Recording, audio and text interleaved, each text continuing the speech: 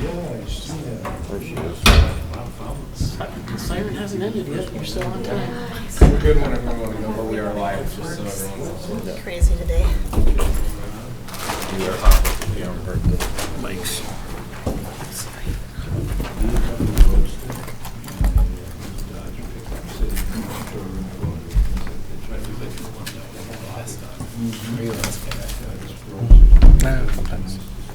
Oh, you did for the Stafford opening?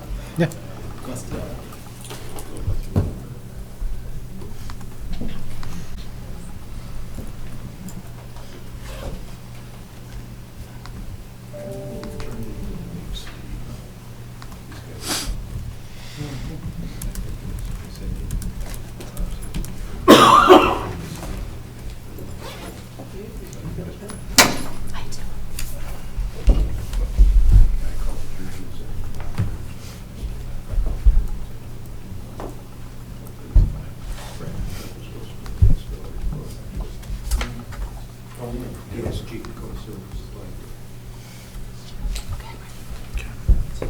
All right, we're ready, so I'll call the meeting in order and we'll say the pledge. Pledge Allegiance to the flag of the United States of America and to the republic for which it stands, one nation, under God, indivisible, with liberty and justice for all. And we'll have everybody but Naomi here this evening, so we still have a quorum. Any changes to the agenda? I was not notified of anything, so. We do have a removal of 4D from consent. D is in dog. Yep. Council already agreed to a purchase agreement on that one, but it's, we had a corrected certificate of survey on that one, so it doesn't impact it now. And then number 11 is budget amendment 2 instead of budget amendment number 1. So it's just a correction to that. I do have one question on 4C, but I don't know if it needs to be pulled out of consent or how you want to handle that. So typically, if you would want to discuss a consent item, you'd ask to pull it from the agenda. Okay, let's maybe pull it and bring it into a regular agenda, please. You do that once you get to consent agenda. Yeah, when you get to Oh, consent. sorry. then you Thank do you. that. Yep. Thank you. Okay. And- No other changes. Thank you. Okay. All right, so then I'm gonna look for a motion to accept the regular agenda with said changes. Motion to accept agenda with said changes. Sarah makes a motion. Can I get a second? Second. Jeff does a second. All right, all in favor say aye. Aye. All right, motion carries. All right, we're on the consent agenda. Which one, Stephanie, did you want to talk about? I'd like to pull 4C off the consent agenda, please. And put it on the regular agenda. Please. Okay. Where should we put that one then on the regular? Should we do that one? You just want to talk about it right away? Yeah, I was gonna say, why don't we just do it now? So after consent, we'll just Yep. do it. We'll take that one out and then we'll talk about it afterwards. Or you do it after minutes or so. Yeah, we'll do it after the minutes, right before public comment. So it'll be 5.5 if you want to put a number on it. All right. Anything else then on the consent agenda? Otherwise, I'm going to look for a motion to accept the consent agenda minus 4D and 4C. I'll make that motion. Okay, Jeff makes a motion. Can I get a second? I'll second. There's a second. All right, all in favor say aye. Aye. All right, motion carries. Okay, council minutes from the last time around. Any changes or additions we need to do there? If not, I'm gonna look for a motion to accept them as is. Make that motion. Okay, Jeff makes a motion. Can I get a second? Second. Sarah does a second. Okay, all in favor say aye. Aye. Motion carries. All right, so we'll move on to 4C. So Stephanie, had a question on that, or who wants to start it up? I can just touch base really quick on it, and then Stephanie, if you have any questions on that one or anybody else. The reason this is on the agenda is we have budgeted in our 2024 budget $40,000 for purchase snow blower. Being this $1,000 over, we're just asking council if you're okay with us ordering that snow blower. We won't be receiving it until 2024, but we want to get ahead of the curve and get that ordered, because if we get through the winter, or let's say snow does start falling pretty good, those get gobbled up pretty quick. So we want to be able to capitalize on getting that order in as quick as possible. As it's already budgeted, the $1,000 difference can be handled within the appropriate fund for that, either in contingency, and a lot of times we have some flexibility with our budget to where, if we have costs underruns or anything elsewhere, then we're covered. So, but contingency would cover that pretty easily. So that's why it's there. And my only question on it was, I couldn't remember what our bid policy was. It says that there's the one quote in there. I mean, do we have a bid policy that we use in the city for big expenses? Typically we capitalize on state contract pricing or consortiums such as a program called Sourcewell, and we get that competitive pricing through those type of programs. So that's what we seek out from the vendors. So like General Equipment, Adam would go and get that quote, or have the staff get that quote, and then we would typically get through one of those pricing mechanisms. But we don't seek other, I mean, I don't know the industry either. Do we seek So other? the state is actually doing it instead of the city? Yeah, so Sourcewell, one group is Sourcewell, Okay. and they do that already. And then also the state, with their state contract pricing, they do it that way also. And typically We have it's on special a lot pricing. higher dollar items Okay. than this. Through our state contract. Yeah. Okay, I just wasn't Actually, sure better what the pricing. Yeah. Much bidding better. policy was on it, so. It makes it a those lot were my easier because then questions. it's the state and those other consortiums that are doing that Mhm. bidding. So then they get a whole list and say, okay, here's what it costs. And then these companies aren't having to respond to every city seeking that piece of And equipment. typically then we can get a better rate Yeah. than if we tried to do it ourselves. Yep. Okay. That was my only question. Okay. All right, so then somebody want to make approval then for 4C on the consent agenda? Provided no other questions? Yeah. Any other questions? I don't have any other questions. Okay, great. I'll go ahead and make that motion. Okay. Second. Sarah makes a motion, Jeff does a second. All right, all in favor say aye. Aye. All right, motion carries. All right, we'll move on to public comment. Anybody got anything you want to chit-chat about tonight? Going once, going twice? All right, we'll move on to sheriff's update. I know they're not going to be here tonight, so we'll wait till the next meeting for that. Jace, start the show here. All right. So, Mr. Mayor, members of the council, the application in front of you tonight is a request for a variance from the required front yard setback of the R1 single-family residential zoning district. The applicant's proposing to construct a garage addition to the existing single-family home. The garage is proposed to sit approximately 21 feet from the property line, while the R1 district requires a 30-foot front yard setback. It should be noted that the existing single-family home sits approximately 27 feet from the current front yard property line. Just one thing I want to remind you guys with variance as we go through that, that preference and cost are not factors that would be included in determining hardship or practical difficulty. And following the review of the application, there does not appear to be a clearly identified undue hardship. A practical difficulty may lay in the fact that the home was built prior to the adoption of the 2003 land use ordinance. This would, however, render the property non-conforming, and per Horace City Code, non-conforming uses shall not be expanded to occupy a larger area of land than what existed at the date of adoption of this ordinance unless there is found to be an undue hardship. And then with that was the recommendation going to the Planning and Zoning Commission, to which we pushed for further discussion with the commission to determine whether or not an undue hardship or practical difficulty existed on that. So on the Planning and Zoning Commission meeting on October 24th, 2023, the Planning and Zoning Commission held a public hearing. The commission discussed potential hardships on the property, including a pedestrian access easement that runs along the west side of the property line and the slope of the rear yard. However, following a recommendation of approval was brought forward to the table. However, the motion ended up failing at a 2-3 vote by the Planning and Zoning Commission. The applicant is here this evening as well for any further questions on that. But in conjunction with the Planning and Zoning Commission's recommendation, we would recommend denial of the variance application for 436 Southwood Drive.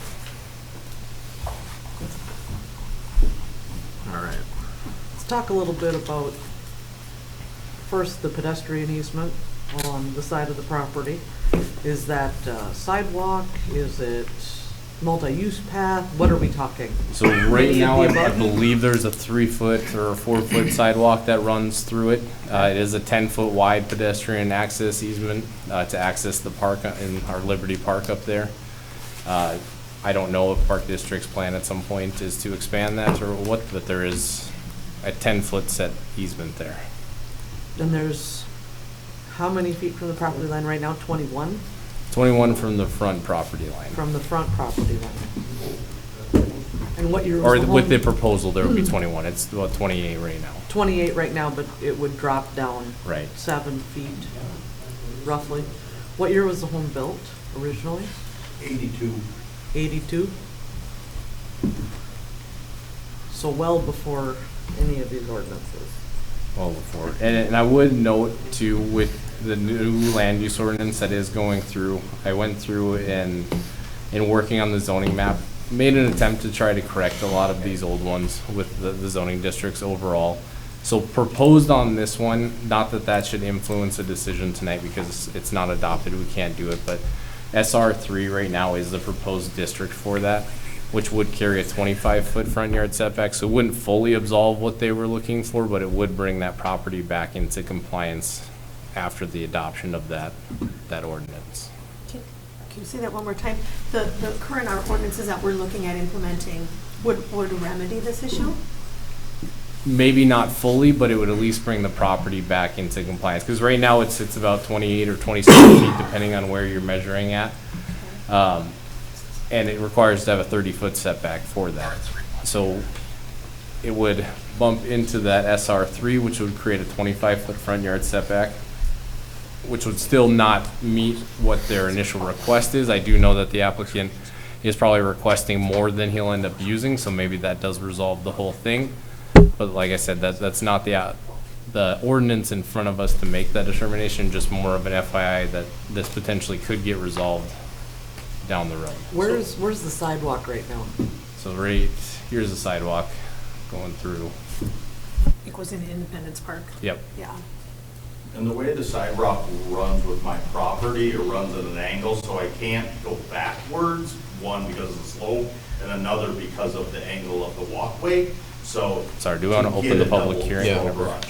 So that's where I want to extend it, but I have to come forward a little bit too, so. Okay, so let's open this up for public hearing on this and talk about it. So Steve, just go ahead and mark on there where the garage is gonna be then, so we can kind of just see it on the map there. Jason, you want to just kind of draw a circle around it, the area?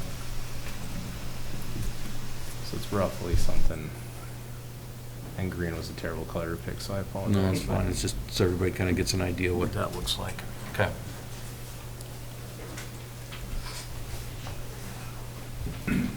Does that look about right, Steve, roughly? Roughly, Give or take? yeah. Okay. So earlier today, when I asked you about this, and we talked about the potential land use policy changing, is it possible for him just to not go through with us deciding on the variance tonight and wait till that policy is adopted? I just didn't know if he's gonna have to pay for a variance again, if he wants to try it again, if, you know, it gets denied tonight. Does he get to apply for a variance again once the new policy is in He place? could apply for a new variance if the new ordinance doesn't meet what he needs. He could apply for a variance again. I don't know exactly. He could realistically withdraw his application, I guess, at any time if he wanted to, but he's requesting a variance under the existing ordinance that has been adopted. So that's the decision that we have. And Okay. I guess it's up to him if. And there's no way then for him to recover those funds for the variance then? Correct. Okay, so I'm checking that. And the application says that there's other houses, garages, and dwellings within the neighborhood that currently infringe on the easement ordinance already. Can you expound on that a little bit? I mean, there's just other ones that are Yeah, also infringing on the front setback. It's when the ordinance was adopted in 2003, it was kind of broad brushed around a bunch of existing neighborhoods that were, so several of these, whether right of way got increased or they were just built the way they were, and at the time the city just applied the zoning district to this area, I don't know. But there are several properties that aren't the perfect picture child for zoning compliance when it comes to setbacks. So he's exactly right that there are other properties that either, yesteryear when someone applied for a building permit, either the city didn't have staff to review it, so it just got done, or interpretation of where they were measuring a setback from could have been different. We have several examples where the setback was measured from the pavement line, but you have an additional like 10 to 15, 20 feet sometimes that's not existing. So I necessarily don't have an answer as to why, but I can confirm there are a lot of other parcels that are in the similar situation under our current ordinance. Yeah, most notably like 508 Park Drive, 305 Park Drive, and 206 Diane Drive, all within Northwood or Southwood area, are much closer to the setback than my physical ask is right now. So 206 Cheyenne Drive might be a questionable hardship because he is backed up to the river bed, so maybe that falls on a hardship. And depending on when the building permits were approved, obviously, there is multiple locations. Those were just the most noticeable ones that were closer to the setback than mine, so.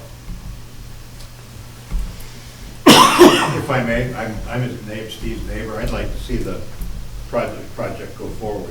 I think it'd be an improvement for the property and frankly for the neighborhood. He's a good neighbor. He keeps things up, and I just don't see that as a big deal. I realize that you have ordinances and things you need to follow. Believe me, I understand that, but I think it's very. I think it'd be a good thing for them. I have spoken to everybody along with Al around my area, and none of them have given me any like pushback of like, no, we don't want that, no, it's gonna infringe on the walkway. Some people have complained about my pine trees overhanging, so they do have to be removed just because of the kids taking their bikes down, so the pine trees need to be trimmed back or removed, so. So what was the big consternation with the planning and zoning for a denial just because it didn't meet the code? I think a lot of it was concern of setting precedent. There's a lot of in our properties in here that are not compliant. Right. They don't want this to be the catalyst that then launches a bunch of other people to start applying for variances. No, I know, that's the Which thing. I understand, but I did explain to them, every variance, you might have two variances that look exactly alike, but they're not. Everyone is based on your specific property. So if for whatever reason a hardship was determined that the slope of this property is greater or the pedestrian access easement is there, his neighbor doesn't have that pedestrian access easement. Maybe they don't have as great of a slope. So every property should be viewed completely different. Like, yes, there is some precedent set with approving a variance. However, depending on what your sound judgment is or what your finding of fact of that project is, you can make whatever decision I guess you want, as long as we can factually back it up with that we did determine there was a hardship that might not exist in another property. Yeah, and I know that's something that we've relied heavily on is, the hardship clause. Because that's about the only thing we can really, for us, to lay out. Because some stuff doesn't qualify at all for a hardship. It's a nicety, but not a hardship. Then yeah, I know it's similar to what we've talked about before. Do we start a precedence if we ever, approve one of these? And I know it's a case-by-case basis too. I think it's a unique situation with the pedestrian easement there. Right. And as a part of the project, you mentioned you were looking at the removal of overhanging trees on that pathway. So we're talking about some significant property improvements. Definitely. Above and beyond the ability, I mean, this is an impediment to your family parking. Are you parking on the street right now? How are you? I am not, but yeah, it's my other vehicle, because of the single stall dwelling garage, one vehicle stays outside, so. And it'd still be in excess of 20 feet easement, correct? For the front property line? Yeah, it would realistically. What would it be to the side? The side, I think ends up being about 14 feet away. So all he could go even to the side would be, so there's 10 feet away. He can't encroach within that pedestrian access easement, but I think his current plan is about 14 feet from the side property line. So he's got room on his side property lines. His house is just kind of off kiltered on that property. I can relate. I have a sand vein under my house and I had to shift it over and I'm dealing with the same thing. And I did ask to see if there was a variance between like balancing, you know, you don't want your house on some, you know, way on one side, and he said it was center, or it was in the center with that addition, so, yeah, it fell in ordinance. How big of a garage are we talking? I think I saw some measurements that showed like 25 feet across. Let me look here. 25 to 28. But my father used to be in excavating, and when you go to a zoning meeting, you ask for the world, and you cut back after that. Because if you get the world approved, then you can do what you want in that aspect. But if you ask for something small and you end up needing an extra foot, we have to redo this. So will I be building a 25 by 28? Most likely not, but I need to get it approved so I can at least start somewhere. So. Looking at doing some over excavating What? footings or? Well, because of the slope in the back, though, potentially I'm gonna have to bring in dirt and stuff like that because the slope is pretty steep. And initially with the building permits of a 4-foot sidewall, yeah, like, so it could be a pretty massive project, so. But right now, the building's dated and it needs to be updated, so. All right. Jeff, thoughts on this one? I know I've been pushing for the new land use ordinance for quite a while, and I realize it's not in place yet. It would make this a little bit more compatible. For one, I don't have a problem with it. If the neighbors don't have a problem with it, is the way I look at it. It's not too much of a burden, but I understand where zoning is coming from, saying they don't want to open up this can of worms. But for this one, once the new policy is in place, I think this would have been probably a little easier sell. So. Okay. Stephanie? I agree. I think it's also important or impactful that the homes was originally there under the 2003 version of the ordinances. And we're working towards the new ordinances that would make it a little more accommodating and feasible. I agree. Okay. Sarah? No issues. It's an improvement to the property. He's spoken to his neighbors. That's what 90% of this is about, you know? Making sure you're not upsetting anyone else, making sure that you're being reasonable. And I don't see anything here that shows me that you're building some sort of a gigantic structure that's gonna have shade impacts and things of that nature. I perceive this as a reasonable improvement, and I don't want to minimize the comments of planning and zoning, but I do believe in this instance that with that pedestrian easement, he has a unique situation. I'll concur with that, and again, Jason, I understand, you guys are going by the Oh, yeah, book, and yeah. so you understand where we're coming Yep. from on this one too, so. All right, Steve or anybody have any other comments they want to make on this one? I do not. Okay. Anybody else? Otherwise, I'm gonna close the public hearing. All right. You guys have any other further discussion on this? Otherwise, I'm gonna look for a motion to accept the variance. No, I'll make the motion to accept the variance. Okay. Sarah makes a motion. Can I get a second? Second. Jeff does a second. All right. All in favor, say aye. Aye. Aye. Okay. Motion carries. All right. Thank you for coming tonight. Yep, appreciate that. Thank you. All right, Jace, you got another one here? Yep.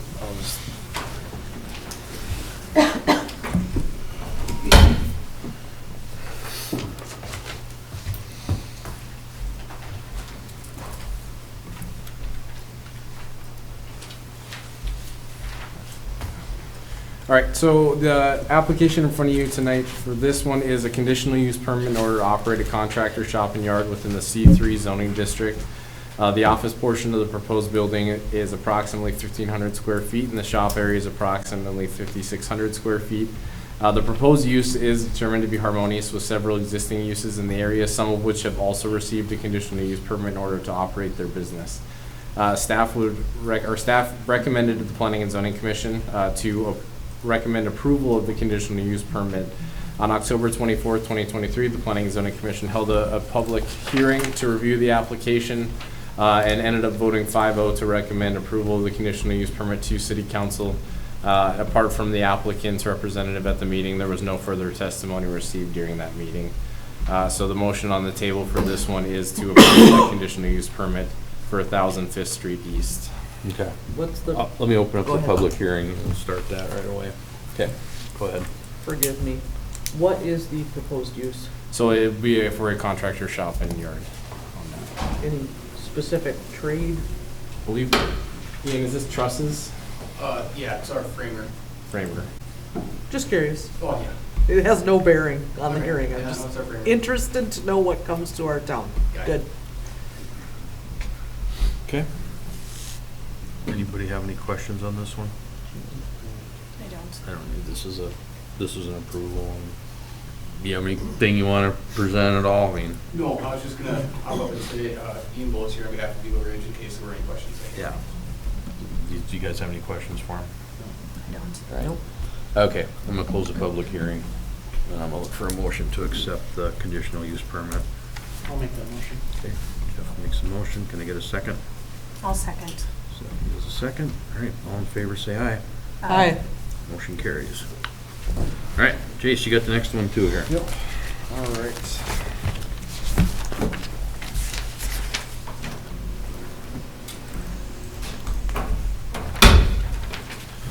All right, so this application is a subdivision application to replat a portion of Cub Creek First and Cub Creek Second Edition. The purpose of the replat involves an addition of a lot within Cub Creek Second Edition to better meet design aesthetics and lot consistency. The second revolves around the pond lot purchase that we did at the last meeting, or I guess 2 meetings ago. Included in your packet is kind of the same details that were provided, more of a lot and pond history on that. And then we took this to the Planning and Zoning Commission on November 14th, and the Planning and Zoning Commission voted 5-0 to recommend approval of the plat application for Pine Cove at Cub Creek Edition.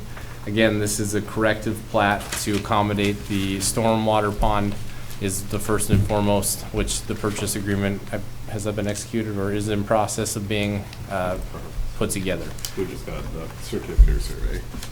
So, and the applicant is here as well if there's any additional questions on this one. There's no additional application for zoning or anything. This is strictly a plat application. Okay, so I'll open up a public hearing on that, so. All I'm- right, I'm curious, Don and Jace, there's comments here. It says, additional property is needed in order to accommodate the current design of the ponds and value engineering associated with the project. What specific value engineering is that? Want to break that down? Yeah, essentially with, about 2 years ago when all this was kind of in the midst of everything, the RCP that would have required it to connect the, we'll call it the south pond to that middle pond, would have been an additional $550,000. So what we ended up doing is widening the channel out to maintain the flows, and so rather than having it be more of a concealed connection of concrete culvert, it's now open conveyance. So, but that required more land because the land also choked down to just be the width of the culvert. So obviously with not having that culvert, we needed more. I recall that discussion. Yeah. Yep, okay.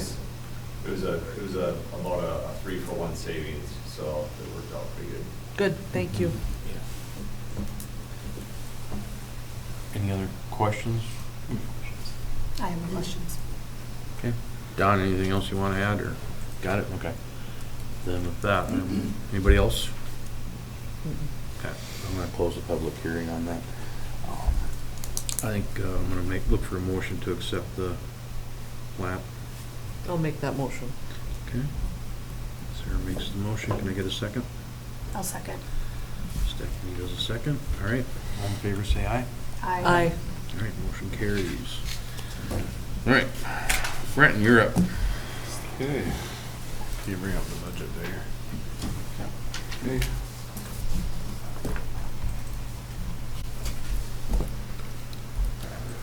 Let Chase bring this up real quick so you have it in front of you. This is in regards to the budget amendment number 2, not number 1. Number 2 for general fund, highway fund, water fund, sewer fund, and forestry. A lot of this budget amendment is accounting for additional revenues that we had this year, mainly interest earnings. Interest earnings were a lot higher than what we anticipated. And then also basically shifting funds around, so we balance out towards the end of the year, and that helps us with our audit, so we can help better project where our expenses are in the future. It is a little difficult at times because a community like Horace, you have constant growing, and those revenues are changing all the time. Looking at this one here, in regards to like property tax, we kept it at 1.6 million. Revenues are going to be a little bit under, primarily due to the 5% discount that you get if you pay your property taxes on time. And then, let me pull it here. If you go a lot of the others are just balancing out. We broke out within this budget amendment, planning and zoning permits, so this is building permits, all the different types of permits that we have related to planning, zoning, and building. We broke them out more specific within this budget amendment. Overall, we met our budget. From what we can tell, we met our budget. Typically when we budget for residential, and we go fairly light on the commercial side. That helps us meet our budget there for that area. Let's go a little farther down. And just, yeah, keep going. There you go. State aid distribution is up quite a bit. At the time of when we were doing the budget for 2023, we're told to, from League of Cities, they're giving us direction to keep it conservative. However, the state accounted for 2023 or 2022 population estimates, and that actually bumped us up quite a bit from the 2020 census.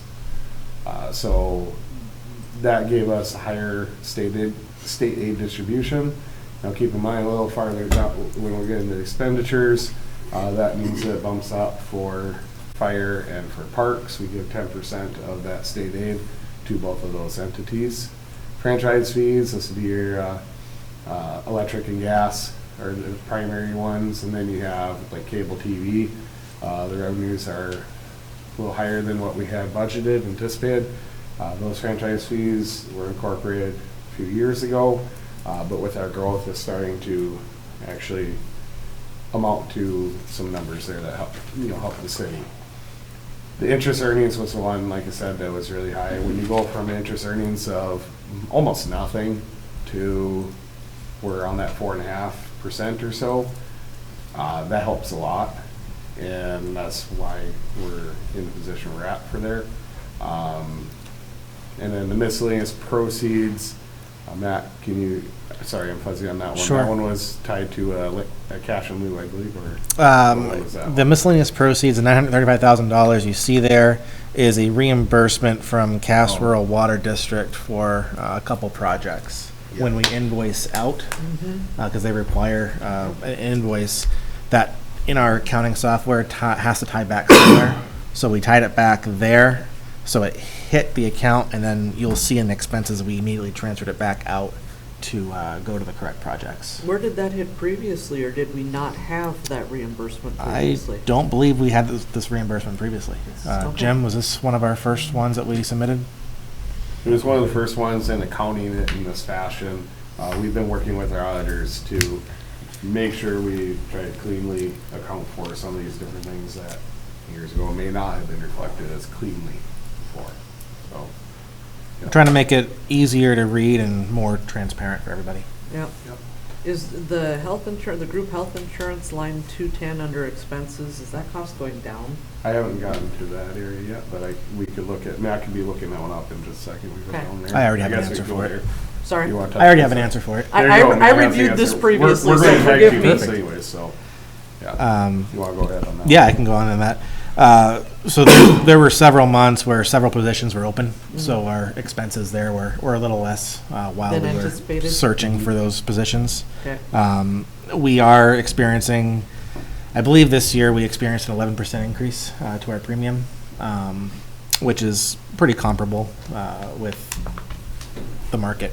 For the But- workers' comp premium? For health insurance. Oh, I'm sorry, I thought you were talking about the workers' comp. You're talking about health insurance, right? Yes, I am. Yeah. So Yeah. are we comfortable dropping this in the amendment?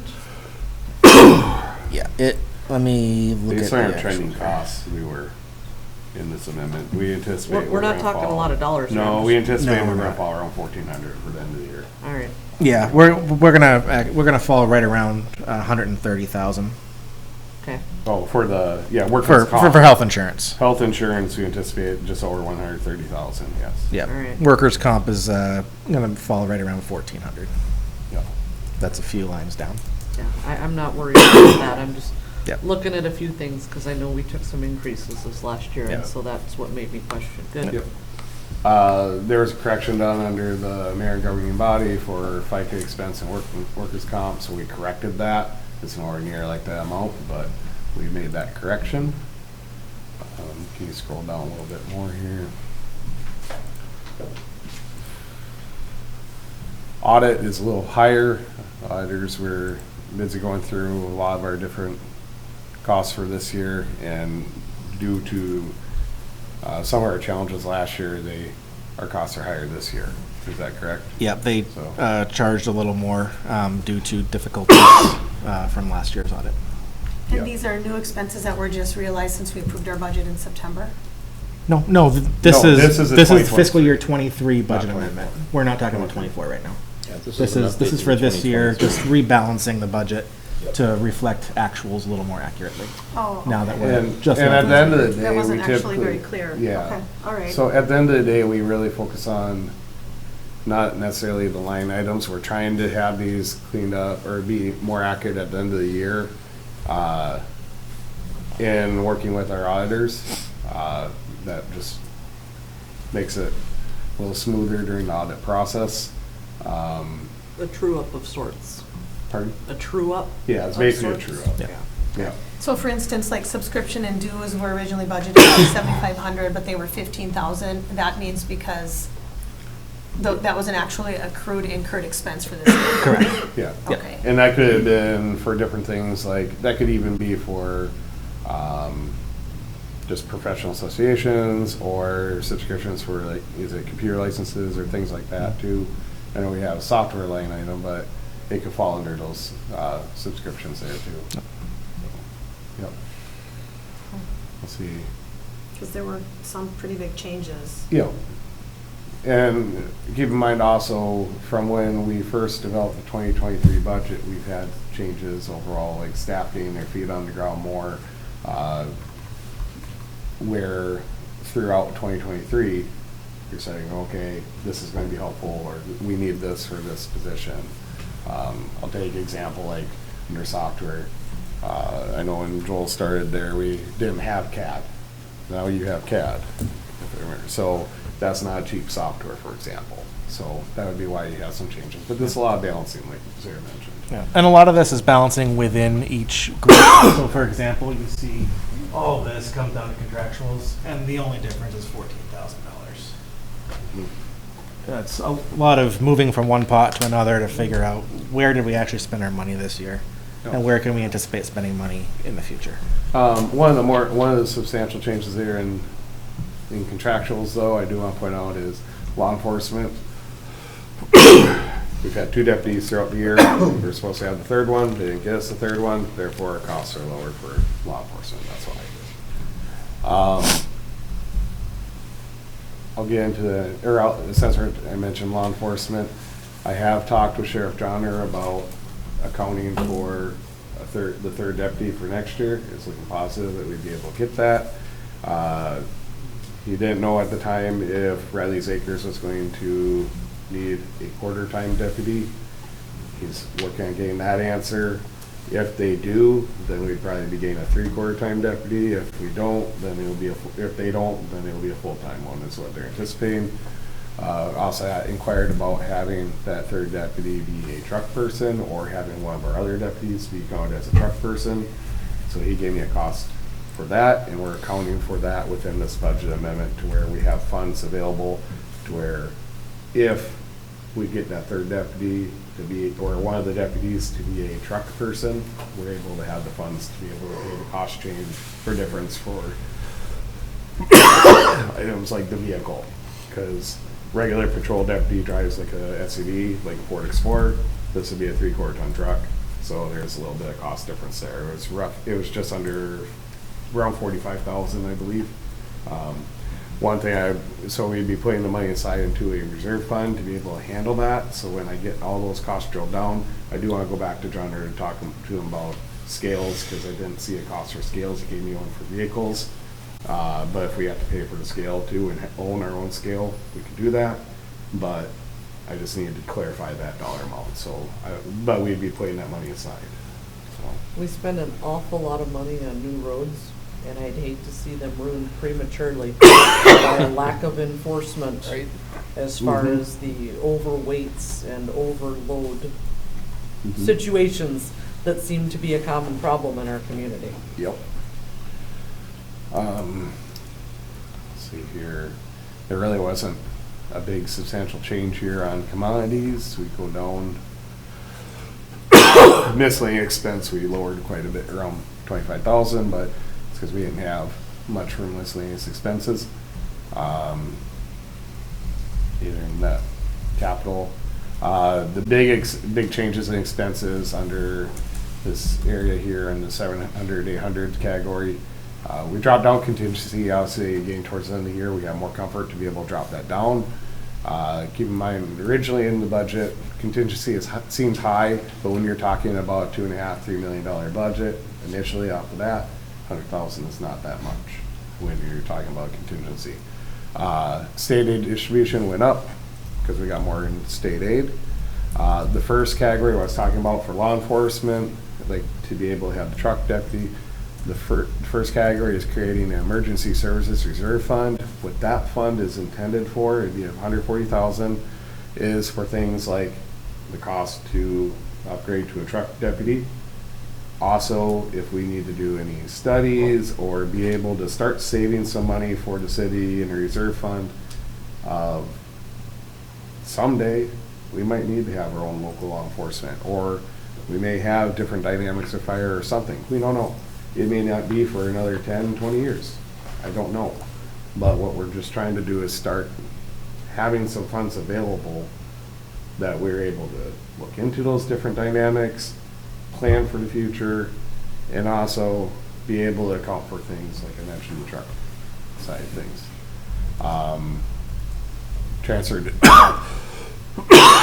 Transferred Bean Days Fund. We didn't have a set number established, but this to cover for the 150th. That transfer out Matt talked about a little bit ago from the revenue coming in, and that was a casserole cost share. Transfer equipment reserves went from 56.5 up to 200. This helps us in being able to have funds available. We didn't specifically identify saying, oh, it's going to go for this equipment purchase right now. It's to help us save, so when we do have that next truck purchase, like a snowplow truck or other type piece of equipment or something, we start saving the funds so we can handle that. Or let's say we have an item break down and we need to go replace like a road grader, we have the ability to do it. So that's the intention of that. And then the other big one, was transfer 585,000 to highway fund. The main driver of that is because we did the street sweeper purchase, we put the purchase into the highway fund. That's the biggest difference right there. And the last substantial change was basically building up a reserve. So putting 500,000 into reserve. We don't have much reserves. Matt, you can touch base on the reserves. Like, we have how many days worth of reserves? 16 days currently. So 16 days of operating in our reserves. The city of Horace for years did not have the mentality of establishing reserve funds. That's why we're trying to do it now. The outlook was, we're going to have it in our fund balance. Well, I got caps in fund balance. Fund balance are supposed to be within certain thresholds, and we even have our own policy in regards to that. If we exceed certain percentages, then we have a conversation once a year and go, okay, what do you want to do? Do you want to spend it down? Do you want to put money in reserves? Keep the fund balance up where it's at? What do you want to do? This helps us establish that reserve fund for the general fund. Also, feedback that we've gotten from Moody's, InvestorWise, when we're dealing with bonds, the one consistent message that we got from them was build your reserves. And they were even happy with that we were putting anything into reserves, but if we're able to build our reserves, that was something that was definitely considered a positive. And we'd like to have that reflected in this year's budget. So that way it could be accounted for in 2023. And then when we have the 2023 audit, by this time, hopefully next year, we'll have that reflected in audited financials, and that can help us too. And that can potentially lower our bond That rating. helps us with, well. Potentially help- increase. Help it I'm improve your sorry, bond rating. increase our rating, But it Yes. also helps you secure better. lower our rates. rate, secure better financing. Exactly. Right. Better Yes. financing, better rating. So that was general feedback that we received overall, like, because I ask that question every time we have those conversations with bond ratings going, what can we do better? And that's been It's about the usually only your first feedback we thing. get from them is, First thing she says. yeah. Do they differentiate between the reserve fund, which is the general reserve fund, and then the monies that we're allocating to our other, like to an equipment reserve or a special street and highway reserve? Not necessarily, No. they've really focused on reserves in general. Are you doing reserves? Okay, because I was just So- gonna say, are there advantages or disadvantages to putting this money away, but maybe not earmarking it for specific things and just putting it all in a general reserve General fund? fund reserve gives you the most flexibility. When you start putting in equipment, it's a little more difficult to pull it out of equipment and put it somewhere else. So when you're putting in equipment or emergency services or something like that, you're saying this is for that purpose, that equipment. The general fund gives you the flexibility of a reserve to help you across the board for city. What I I'm not think ne- I'm Stephanie not was asking necessarily was opposed the of- opposite, right? You're asking, Oh. why are we putting it in equipment? Why don't we put it all in general? Well, I'm just Is wondering that- the advantages and the disadvantages to that. For purposes of Moody's and maybe for just purposes of our city, if, Oh. for flexibility. Yeah, they look typically at do you have reserves? It isn't specific as, or at least from my understanding, it wasn't specific. I think they look at the general reserves. I think Mhm. that's the account they're looking at. I don't think they look at emergency Yeah. services reserve fund. They're I not think that's looking what at she asked for too. the is equipment. I general. think they're only Yeah. looking at general. General. That's, So I mean, that's it. I'm not opposed to earmarking some of these monies in these reserves, but I guess my question was just with regard to that. I get some of the goals of these accounts, but maybe there's conversation about that versus just general reserve too, which could still be used potentially for other items.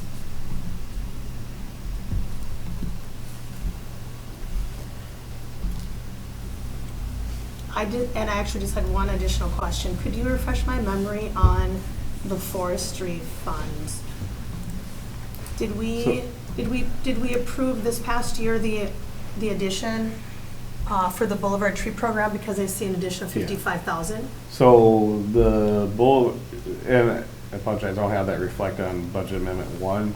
Budget Amendment 1 was to account for the revenues from the Boulevard Tree Program, but now we're just cleaning that up a little bit more, so. Oh, I Yeah. apologize. Yeah. I see what you did. Sorry, I misunderstood the Because information.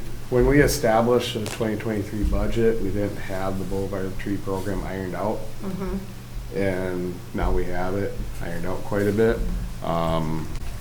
So this is identifying the funds that we've gotten that we get from that program. Now, Matt and I are trying to work through the nuances of that, because some of those costs, you have 55,000, well, if somebody is a builder's building a new home, they do that Boulevard Tree Program deposit at $250. Now, if they plant a tree within the first year, within a year after the certificate of occupancy issued, then they get the homeowner can get that $250 back. If they don't plant a tree, then it goes on our list, and then we're going to account for planting that tree in that next year or so, when our next tree planting is. So, the cleanest way of accounting for that, Matt and I are trying to iron that out a little bit, but for right now, it would be accounted for within our fund balance in our budget like it is now. And I think it'll kind of work itself out over time, but. My thinking is after a year or two, it's going to become consistent. It'll be a little heavy each year, but the Yeah. next year will reflect those expenses. Yep. So it'll iron out with a 2-year look back. And for next year, just so you know, like trees, what we're talking, I want to say, sorry Jennifer, I'm asking is, tree count, we're looking around 230, 250, 278. So we're looking around 278 trees for next year. This year we did just under 200. So it gives you an idea of what we're looking at for trees for next year. Were there any other questions on forestry since we jumped to that one really quick? Not for me, thank you. General fund, if council wants to put these dollars into more heavy into general fund reserves instead of equipment reserves, you're able to do that. This is what we're recommending, knowing that, for like equipment reserve, for example, if we need to order a truck or we want to be proactive and order a truck, because we still have a truck on order right now that we put an order in a couple years ago. We can be proactive and say, okay, we have the money set aside for another truck. Let's get that order in, knowing it may take us another 2 or 3 years to get that truck in. In 2 or 3 years, we're going to need another truck. You ask some of our staff, they probably say, oh, we need the truck now. But if it's going to take us a long time to get that truck. Yeah, especially the lead times are that Yeah. long. We didn't anticipate to get bumped back over and over and over again, but it's been happening, so. Yeah, but we do want to set reserve money aside from the equipment reserve. We run into stuff where we need things. So, we don't really want to be caught short there either. I can run through the other ones really quickly. The general fund was the biggest, obviously. In regards to highway fund, we're calling for a greater transfer in because of the street sweeper purchase. You want to scroll to the highway fund there? So that's why it seems it has a big jump, is because of the transfer in for that. Overall, the staff and salaries was just very similar. Professional services, Matt, that we went from 10 to 40. Yeah, that was and I apologize, the accounting software doesn't work on this Wi-Fi, I'm not sure why, but it was something with fixing the roads. Crack sealing and Yes. stuff like Crack that. sealing. Yeah. Which was long overdue, but I do appreciate our staff got out there and hit the floor running with crack sealing. Electricity, we've been ironing out how to account for street lights and different things like stormwater ponds, the fountains, and electricity for all that stuff. Your lights for like Christmas lights, stuff like that. So that one's been one that we've been chasing a little bit. Then vehicle repairs, that was another area that had a decent jump. So, let's see. Operating supplies could be anything from like tools or just whatever they need to be able to function for the highway fund. Equipment purchase, you'll see on there at under 641. That's the street sweeper, that's why that one's higher. We bumped down contingency as we're able to refine our budget more. And that's why you see the highway fund where it's at. Like I said, and just a reminder for everybody, highway fund is dependent a lot on its funding from general fund. It does not have the funding revenue stream like water or sewer does. So, any questions on the highway? Okay, water fund. The main difference for this one on water fund, Matt, please correct me if I'm wrong on this one, is the water charges. We did not implement the rate increase when we anticipated, when we developed the 2023 budget. We did not incorporate that rate increase.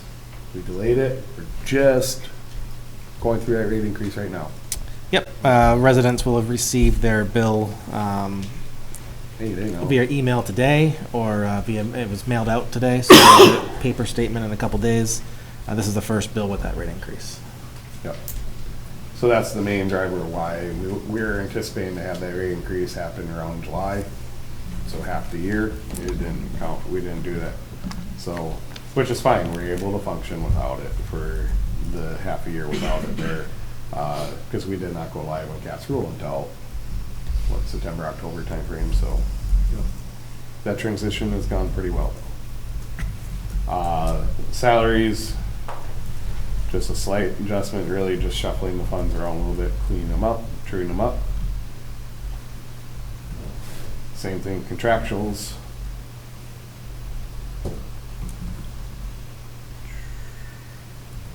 Water purchase was the big change within commodities, that's why it's knocked down to almost half.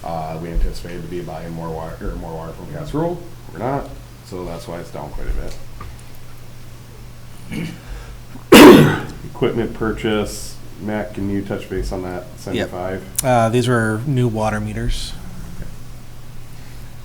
So any new home constructions, we have water meters in there we provide, so that was the purchase of water meters. And we get that money back on the install, so it's $1,000 to install the water. The tap fee. Yeah, exactly, the tap fee. So Yep. that's recognized in the revenue, but we have to record the expense somewhere. Yep. Also, what we did is we did drop the administrative fees and city franchise fees to keep as much funds in the water fund as possible. Those would typically go into the general fund. Administrative fees helps cover help offset costs to the general fund for my time and Matt's time, for example, administrative staff, putting time towards the water fund, sewer fund. However, being that the general fund was in a good position, we were suggesting to drop those charges or those costs, those fees, keep the money into the water fund. We want to keep the money as much as possible in the water and sewer funds so those could continue to be successful.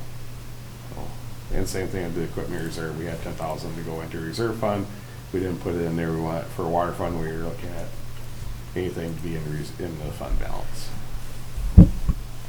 Any questions on water? Trying to make this the most exciting I can. So, sewer, really a lot of just truing up. We had a little drop in the hookup tap fees. However, sewer charges were up a little bit more. That's probably just due to the water usage. Surprisingly, our late charges, we had a lot of people that had difficulty with paying their bills on time. About halfway through the year, we really started pushing that folks start paying, make sure they get their bills paid. It's obviously pretty difficult to disconnect water or sewer, but water, if they're a water customer, we can turn them off. Also, over time, in future, probably starting next year at some point, we're going to be having discussions if folks can't pay their bills, you can put a lien against the property or put it on their taxes. So that's something in the future that we haven't really tapped into, but if we do have folks that aren't paying it, that is a capability of the city. As we started to make it more of a priority to start pushing that, folks, hey, pay your bill, and the notice processes, we have had a significant drop in the number of delinquent accounts. So that's good. Mike has been instrumental in cleaning that up for us, so he's on top of it. Salaries, that area, salaries, benefits, it's really been truing it up. Professional services, the main reason for that drop is I don't believe we did any line cleaning this year. What was that? Line cleaning. We didn't do any line cleaning this year. I don't believe so, Joe. No. So we were anticipating to do some. That's what the professional services line item was, but we didn't do that yet, so which is fine. Electricity, that's for our lift stations. Same thing for stormwater. You guys accounting for next week's repair somewhere in here? That'll probably come out of the sales tax fund. Yep. Which is not a budgeted Are you fund. talking about the street repair? Yes, Yep. that's sales tax fund. Okay. Yep. Yep. It's actually Wednesday. Is when they start. Wednesday this week. Yep. I thought it was tomorrow. It's actually Wednesday, so, yes. Yep. And Jim, I think you're planning on talking about that. Okay. Oh, you'll talk about more. You'll get your time. He asked questions, so we're just here to answer.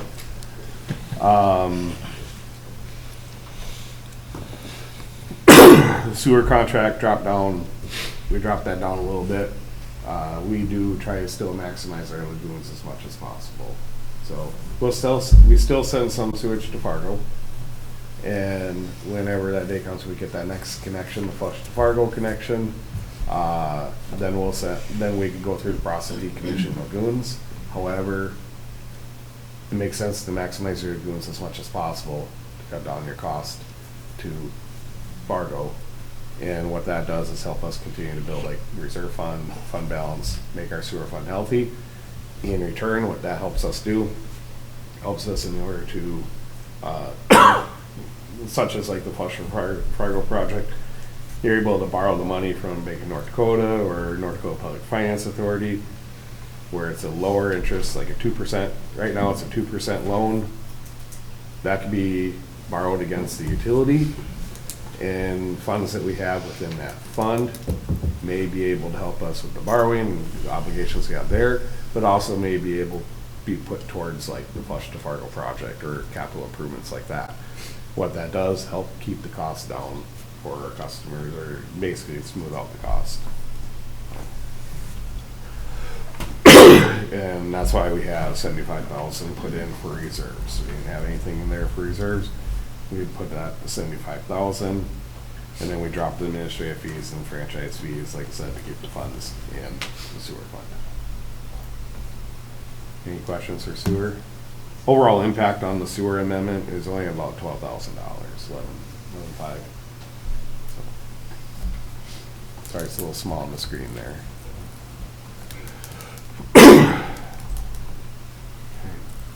And we went through 4th Street, so.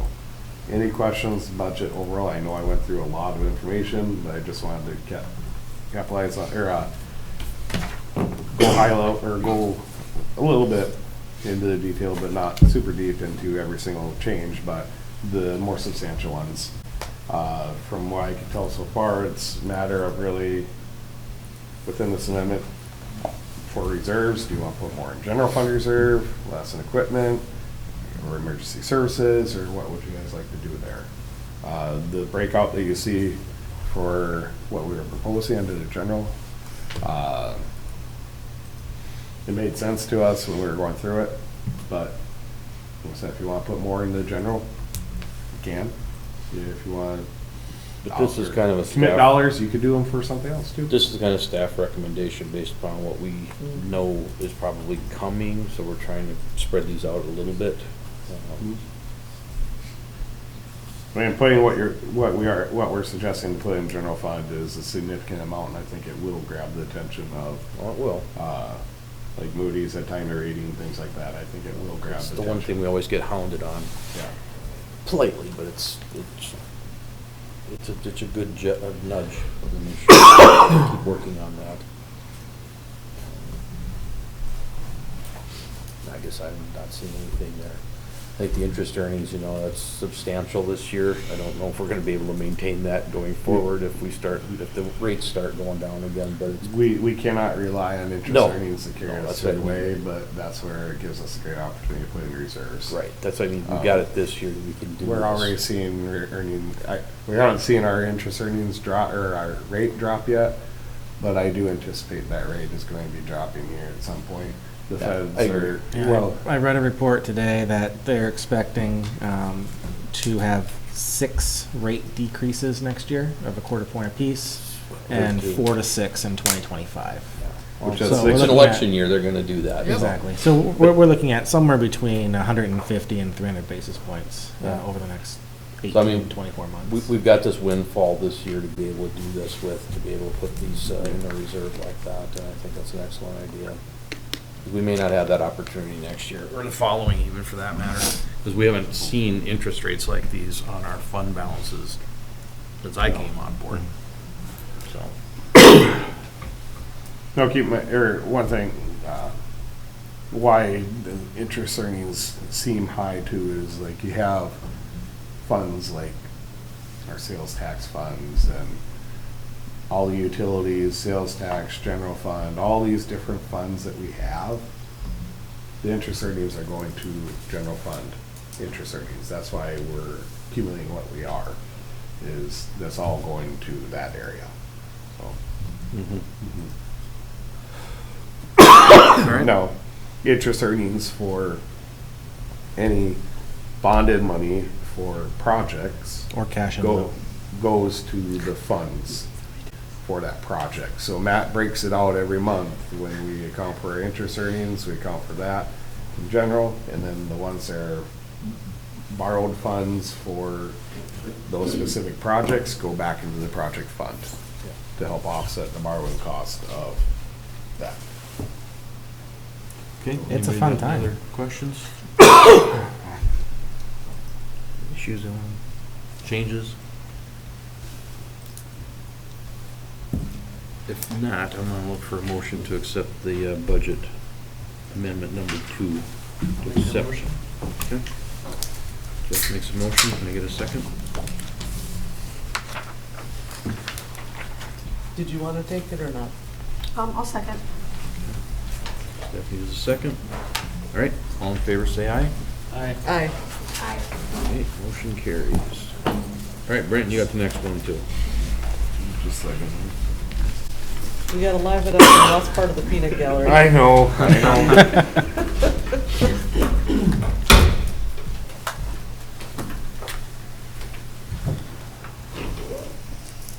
I wish I could write faster sometimes, so. Okay, the next one here is in regards to fiscal year 2024 cost of living adjustment or COLA. Within our 2024 budget, we account for a 3% COLA. Now, we put that 3% in, and we identified when we council approved that budget that we would come back and have the conversation on COLA in order to get through the budget, and then we'll come back with COLA, and that also gave us opportunity to see what are our neighbors doing. So, like I said, we accounted for 3% within the budget. For 2023, our current year, council approved a 3% budget, or COLA. We had conversations of it being higher or not, and council settled on 3%. Okay, other government entities within our metro area, you have Fargo, that is at 2 for 2024. West Fargo is at 4%. Cass County, Clay County, Moorhead, and Dilworth are all 3. So we're looking at being at our 3% is right in average of what the other entities are doing in the area. Federal, from what I could find, looking at for 2024, federal is looking at 3.2% for, and that's the last estimate I saw for COLA for 2024. 2023 federal was 8.7. City of Horace, we were 3%. In 2022, they were 5.9%. They have some different dynamics there, but they have a formula-based approach that is based on like the consumer price index, and then they have a method for calculating that. Something for council to consider, I brought it up last year, but food for thought for you, is you could follow the formula like the federal government uses, and it makes it to where it's not subjective. It's based on, here's your formula, here's what kicks out, and that's what you do for a COLA. So it's just something you guys could consider, or we could every year just have a conversation of COLA and see what our neighbors are doing, and kind of go from there. That's a little more subjective. I would recommend you consider or think of doing that formula, because like I said, it bases it on what is the true inflation. You know, what is inflation? It's normally 1% or 2 below what that CPI, the inflation snapshot is for that time. So, What is the current CPI snapshot, just out of curiosity? Do well, you for know? 2024, they're recommending 3.2, so that would be putting you around, or CPI. Somewhere between 5 and 6. About 5, Yeah. ballpark. I apologize, I don't have that number off the top of my Oh, head. that's all right. I'll look it up, but. But yeah, And if that's not out of line then for what's going on in the rest of the metro, 3% is average. Again, we want to make sure that we're staying with what the rest of the metro is, because again, we are competing with the metro for employees, we know that. So we don't want to get ourselves out of line here either, so. And I'm all right with this 3%, I don't know what the rest of you guys would talk about it. Jeff? Today at MetroCog, we just had to vote for this for MetroCog. During that meeting, they did settle in on 3 as well for MetroCog.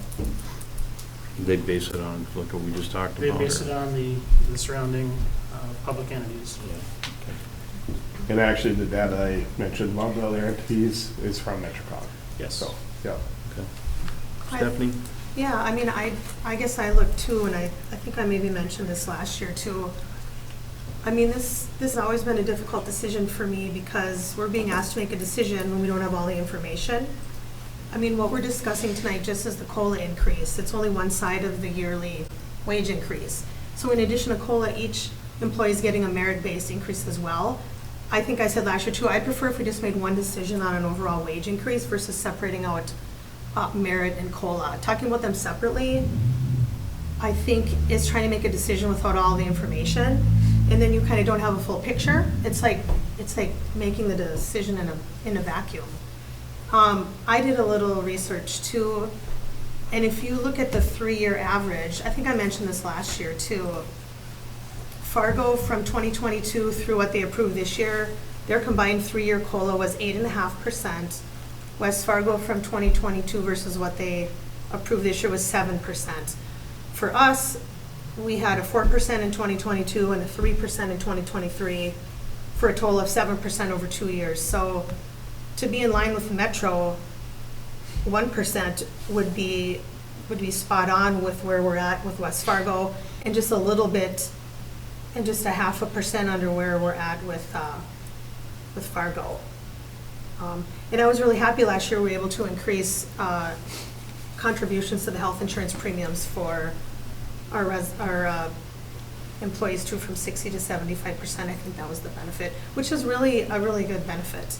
I mean, it's hard to strike a balance between being competitive with our wages, valuing and rewarding our hardworking employees, and being fiscally responsible. I think in the private sector, we don't usually talk about COLA and a merit raise. It's just what our boss gives us for an increase. So But they are I apples would and propose, oranges. how are they apples and oranges? Because one's private, one's public. They operate differently, total different. So we have to have a completely different compensation scale? We do. So does I would- everybody else in the public sector. I'd It be is comfortable different. with the 1% because it's in line with the 3% averages between Fargo and West Fargo. Okay. Sarah, your thoughts? It would put us dead on with West Fargo. I'm a little opposite. I am hands-on with a lot of our public works folks and our construction folks, and I know that I'm getting text messages, all hours of the day and night, dealing with infrastructure and whatnot. And I know that we ran shorthanded for a good portion of the year.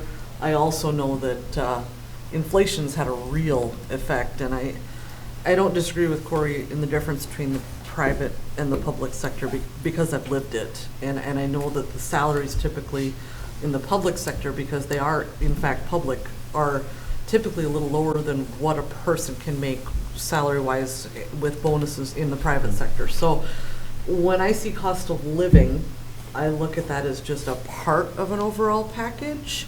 You may be onto something, Stephanie, where you look at the total, but at this point, in this juncture, we look at them separately. And so I look at, the the cost of a pound of butter at almost $8 and the cost of a gallon of milk, and I look at how shorthanded we were. I look at a number of different factors, and I need to look at realistically the inflation. And Brenton came back at 3.2%, which is actually surprisingly lower than what I thought. I would have been more in line towards the 4, but if we budgeted 3, I do believe in fiscal responsibility, but I don't believe that we want to minimize the hard work that our folks are doing. And so at a bare minimum, I think that 3 is a reasonable meet in the middle, if you will. I have never minimized the hard work that our employees do each and every day. If there's an employee that is in a position that's underpaid, I think that is a wage increase that would be looked at a market evaluation on the merit side, not on the COLA side. And I mean, you can make an argument that it's maybe somehow made to make up for bonuses that people get in the private sector. Not everyone gets bonuses in the private sector. I think it's just a straight up COLA. I'd like to see us move in the future towards just a collaboration between just a raise, so. Okay. My comments were never meant to be disparaging of any hard work that our employees do. I actually would be, without knowing what the merits-based side of it is, like I said, I can't make a good decision when I don't know what the other side is. I would be happy to offer this. We gave a 4% COLA raise last year, like 2022, and a 3% last year. That's 7% right there. If we do 3, that's a 10% increase in salary over 3 years, just on the COLA side, which I think is, personally, I think it's extraordinary. You don't see that in the public, you don't see that in the private sector. But again, I consider those two separate entities. I understand where you're coming from, but it is, the private sector runs differently than the public sector, and that's why I think we go through this exercise. I think too that it might be something to look at a formula-based situation going forward, so we're not having these, having to go through this debate every year. I think it's getting, we should just, focus on that and move forward. So one thing, just FYI, or something, Sarah, is in 2021, the council did not do a COLA at all. Yeah, I just looked at the last Yeah. 3 years. Yep. Yeah. So just I in wasn't on 2021, there, so. my understanding, council was not comfortable doing a COLA at the time because they were going through recall elections and things like that, so they hit pause on that and ended up not doing one in 21. Yeah. So, just so you know what happened there in that time. They decided to hit pause and didn't bring that up, and then we didn't bring it back up. We're just going, okay, we'll address it in 22. So, Any other conversation on this? Any questions, concerns? Okay. Otherwise, I'm going to look for a motion to accept 3% COLA for the staff this year. I'll make that motion. Okay. Sarah makes a motion. Can I get a second? Second, I did it earlier today. I have to stick with what I said earlier today as well. Okay. Jeff does a second. All right. All in favor, say aye. Aye. Aye. Any opposed? Aye. Okay. Motion carries. All right. Jace, you got the next one. Yeah, so, Mayor and Council, this is more of an FYI, kind of initial heads-up discussion. I don't have a draft in front of you guys tonight, more of just kind of a memo outlining what this is about. So, as the rooftops and stuff has started to come into Horace, we've seen an increase in more and more outside groups looking at Horace for potential commercial development or industrial or other types like that. And one of the questions they often ask too is, what does Horace's commercial incentive policy look like, or what have you guys offered before? And truthfully, we haven't. We really haven't ventured down any of those roads whatsoever. And so what we started to look at internally as staff is how do we create kind of a sandbox, something that we're allowed to take a look at, different types of policies that we could offer, some that we already practice, like the new residential housing exemption, things like that. But how do we kind of get a list of policies that are together that staff is okay to talk with applicants about, and then the council then has the ability and a rule book on how those decisions are made. So no one's flying blind as we go through some of these issues. So what we've kind of gone through, roughly through the memo, is a series of, I don't know, six programs that are practiced throughout the state of North Dakota, specifically Fargo, West Fargo, take a couple of them, and they're practiced elsewhere. They're outlined in North Dakota Century Code, and kind of put a set of standards on when and how these specific incentives operate. So the first one that we kind of have roughly lined out is the residential new housing exemption. That's already approved, practiced by the city, but at least we've put it kind of in a document that states the rules of this is how it works. North Dakota Century Code also offers a remodeling exemption. Now this is directed at older commercial properties and older residential properties that are at least 25 years old, which provides an exemption for buildings for the increased value of an improvement. So if they improve their house by $100,000, they could actually have that property tax exempt for a set amount of years. And that has not been adopted or practiced by the city, so that's something that we've been taking a look at there. Payment in lieu of taxes, which offers the ability to do a lump sum payment annually in place of real estate tax. That payment is still portioned across different entities the same way a property tax is. So if the payment in lieu of taxes is $10, that $10 is then distributed to the school, to the city, to the parks, to fire, the same way property taxes, just obviously at a lower rate. Then we looked at tax increment financing, which is using capturing tax increment within a specified district for rehabilitating, redeveloping, and developing projects in public infrastructure. And then there's a couple ones that we looked at of how do we kind of help out some of the older neighborhoods and some revitalization of some commercial property. So there are two kind of improvement grant programs that would utilize sales tax funds. We don't have any of those amounts kind of laid out yet. We're still working on that before we're bringing this forward to you guys.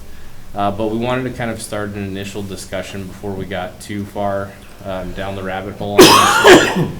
Just to A, let you guys know what we're talking about. B, is there anything that kind of initial concerns, and C, to kind of let you guys know this is more to set that guide for you guys, so we have a consistent way to approve or a consistent way to review certain types of incentives, and it's not just kind of a case-by-case basis. There would be actual kind of backing to any decision you guys would make in the future. I don't know, Brent, if you want to add anything else to So that. just on those last two there, price improvement grant and the core neighborhood improvement grant, Jace mentioned that those would be probably funded through sales tax. Our sales tax is structured in a fashion to where up to 25% of our sales tax could go towards economic development, so improving quality of life and different things like that, economic conditions. So that's where this falls under. At least 75% of our, or 75% or more is supposed to go for infrastructure. So just so you know what angle we're taking of how we're able to, we could do these types of programs. Jay said that we don't have, mentioned we don't have the exact dollar amount. The funding level for those is probably going to have to be a little fluid, because it's going to be, okay, what is the participation? We'll probably put some funds aside, and it might be 50,000 or 100,000 or something like that. And I'm just throwing a number out for conversation, not recommending a number right now. But then we look at, okay, what's the participation, what's the interest? And then that will probably help us refine that number in the future. I would suggest it'll probably be similar to what we did with the tree thing, when we decided to offer a tree service like that.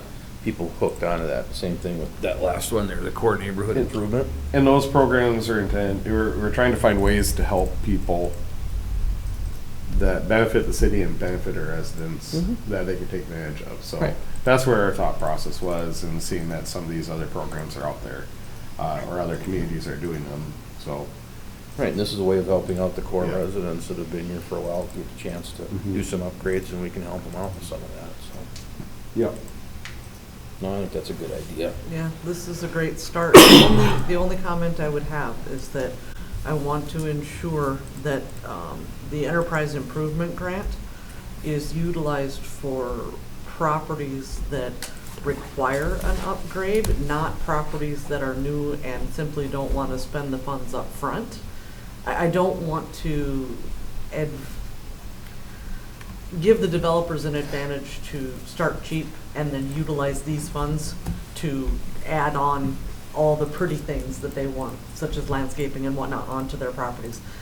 This needs to be something that would benefit existing buildings. Old town thing. Right. So, and right now, there's no, age delineation, there's no spec on that. That's So what I'm thinking maybe for those some last two. additional, Yeah. some additional conversation should be had around that toward revitalization, maybe a revitalization district, something like that, so that this can't be manipulated or, Right, because the I intent. don't know how to say it. No, the but yeah. intent is for The intent is not to new. Right. kick back into areas of town that need, Right. need And maybe there's need some love, I guess. So some to- age delineation there that we can come up Right. with. I'm sure other cities have probably got some age, neighborhoods that have been around for. Yeah, some of the other ones that do similar ones, they identify their exact neighborhoods that these go, or street frontages that these And are that's an idea. applicable to. So that was kind of the initial idea, and like I said, we're still in kind of the the planning stage of how some of these would operate, but like that core neighborhood improvement grant, you know, I Yeah. could foresee being something that's, you know, you take your Main Street, and then it's those core neighborhoods directly adjacent to Main Street that. So here's something else to think about too. So some properties have been annexed in, so they'd show up as quote newer, but Right. yet the residents have been there for ages. Right. So that's something else to take into consideration in the property, when the property was So, built. yeah, and as we get through this, we definitely will be bringing back a more full-scale policy to take a look at too, that would identify, you know, what are those neighborhoods, and open obviously to anything you guys think, hey, maybe we should consider adding this, or maybe take this one out. We'll leave that as fluid, but we'll Right. at least provide a proposal right away, so that way we have something to start off. I just think these are good on there because, you know, we have our, the new housing abatement thing, right? Then this kind of helps with the residents who have been here then a Right. while, that they have an opportunity to help. So with we've taken a look some- at that, and same with the remodeling tax exemption Yeah. too, which could be huge for folks that are maybe hesitant to improve that property because the valuations have gone up so high. If there's a way to exempt a portion of that for existing residents, Yeah. that it's not that scary, I mean, that's something Right, I to mean- consider also. There's gotta be ways we can make that work too, so that we can help out everybody that way. So, something I just want to touch base on is the enterprise improvement grant. I know the focus you're saying to revitalize or refurbish some of these Mhm. buildings. Some communities do use that to help out that, like, the mom and pop shop. So if somebody wants to. Small business. Some small business, somebody wants to open a small business in your community, say they want to take like, one of the spots over by the clinic and headquarters or something like that, and they want to open up a little shop. This program in other places, I believe, has been used to help them get on their feet and make something happen. It's not necessarily revitalizing something, but it's Okay. saying, hey, you're important to our community, we need you, or we want you here. And they're using that as the, hey, come here, this helps you. That also may help them with other programs such as, one I'll talk about in a little bit, is the Bank of North Dakota Flex Space Program, where it's a local match. It might help out with some of those things. I don't know all the details on how that would work or nuances, but I just want to make sure you think about that outside the box of, you're going to want, I would assume, to have some of those small businesses in town, not just Right. chain. Look at the requirements that the Bank of North Dakota has. I'm familiar with that program. I don't recall all the terms off the top of my head, but I know they had some pretty stringent requirements that may There's a local be of match component. interest. Yeah, that may be of interest as we formulate this. Yep. That Yep. may help us delineate some of that. Yep, and like I said, we'll talk about B&D. I'll bring it up during my administrative report. Okay. Great, love it. Do you guys have any comments on this one? Not really. I guess I'll just wait and see what comes forward. I prefer that we focus on passing our ordinances first before we move on to another policy. And I guess I don't know if we've created really our timeline on this. I mean, I don't have a timeline. Okay. It's more FYI. I mean, I'd like to try and get it done. I mean, just so you guys off topic, December 12th, this will be moving, or not this. Land use ordinance is moving forward through adoption hearing process, so probably tomorrow you guys will get an email from me with all the most up-to-date stuff, just in preparation for when we meet with you. Again, I'll put a shameless plug. If any of you guys have any concerns or questions, my phone is always on, my office is always open. Let's have a chat. So that's off topic, but yes, this is in kind of that discovery stage of how can we make some of these potentially work, and what regulations could we put on it so then everyone is comfortable with at least reviewing those applications as they come through. Not saying everything that we get is going to get approved, because I want to add some process to these things. I want to be able to consistently say we treat all of these types of applications the same way versus these ones. And then that would give you guys the ability to actually make an educated decision on some of these as well, following a specific criteria. I recall in Naomi's absence that was a pretty big piece to the tax abatement discussion. It was a lot of concern about, we're doing this to help new people. What about the people that have been here? What about the people that, have been entrenched in our community for a long time? I see this as a really big step in the right direction, and I'm going to be pleased to have a conversation with her about it, that we're doing something and taking some steps to help the people that have built this community. And I guess looking out a little longer range on this as we evaluate it, I mean, you're correct, we would be embarking on an entirely new road for the city, and I think we'd have to closely discern it. I mean, off the top of my head, I'm thinking if whatever timeline we set, I mean, I think we should have a council breakout session so we can fully discuss it, and I'd like a list of the advantages and disadvantages for each potential offering. And then I would probably want a public hearing and public comment. I mean, this is the citizens' money, and it's a big decision. And then we'd be spending the residents' money. I would want to know what the residents thought about these to make an informed decision on any of these. Okay. Yeah. Anything else? Jeff, did you have anything you want to add? No, I would like to get public input on this as well. Well, we will. I mean, that's all part of the process on this one, because it'll be a big one, and it'll change, you know, how we do business probably in the Yeah. future with certainly with businesses. Right. You know, what are we gonna do when we have somebody come to town, wants to do a big deal? I will just expand, or just touch base or concur with, comment Jason made earlier of, this is a conversation that has come up frequent, and I could say in the past couple months, it's probably come up at least a half a dozen times. I've gotten asked a couple of times about it too. Yeah. different functions, so. And they're all unique, just like when Jason was talking about the variance requests and the conditional use permits, they're all unique. So we have to keep that in mind, that it's not necessarily always going to be a one-size-fits-all. We had one where it was okay, the flex space program, I had 2 different inquiries within like 3 days of each other. Haven't heard a conversation about that for about 4 years before. So it's just, those are examples of those coming. We've had people kick tires about TIF. We've had folks talk about pilot. So it's becoming more common conversation and more interest of folks wanting to come to Horace. But they're going, okay, how can we work together? How can we get something to work for everybody? So that's why they're bringing up the conversation. It doesn't hurt to ask. I think their mentality is it doesn't hurt to ask, and I wouldn't. You're talking specifically about new development though, right? Most of these are all new development. I can think of one developer wants to do a substantial improvement or some structures here and invest in the community. Another one wants to, or 2 of them want to relocate. One wants to expand a business in town, and another one wants to bring 2 businesses to town. So those are just some examples right there where they want to bring businesses to town. They want to know how we can work with them. And that one isn't even a financial commitment really much from the city. That one will be, I'll talk about a little later, but like I said, they're all different. Unless it's a big advantage to the city.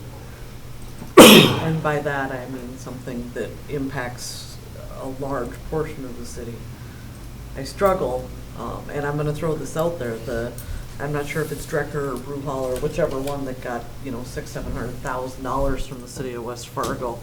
Junkyards. I don't know if that fits our model here, if that makes sense. Now, there are a few things that we can talk about that I know are in the top of people's lists, like a grocery store is a big one, some restaurants, those types of things, that I think are bigger discussions. But something of that nature, I don't know if I personally have an appetite for a Brewhalla or a Drecker and funds of that nature for something that isn't top on the list of our residents, And like I said, they're all unique. They're all case by case and unique.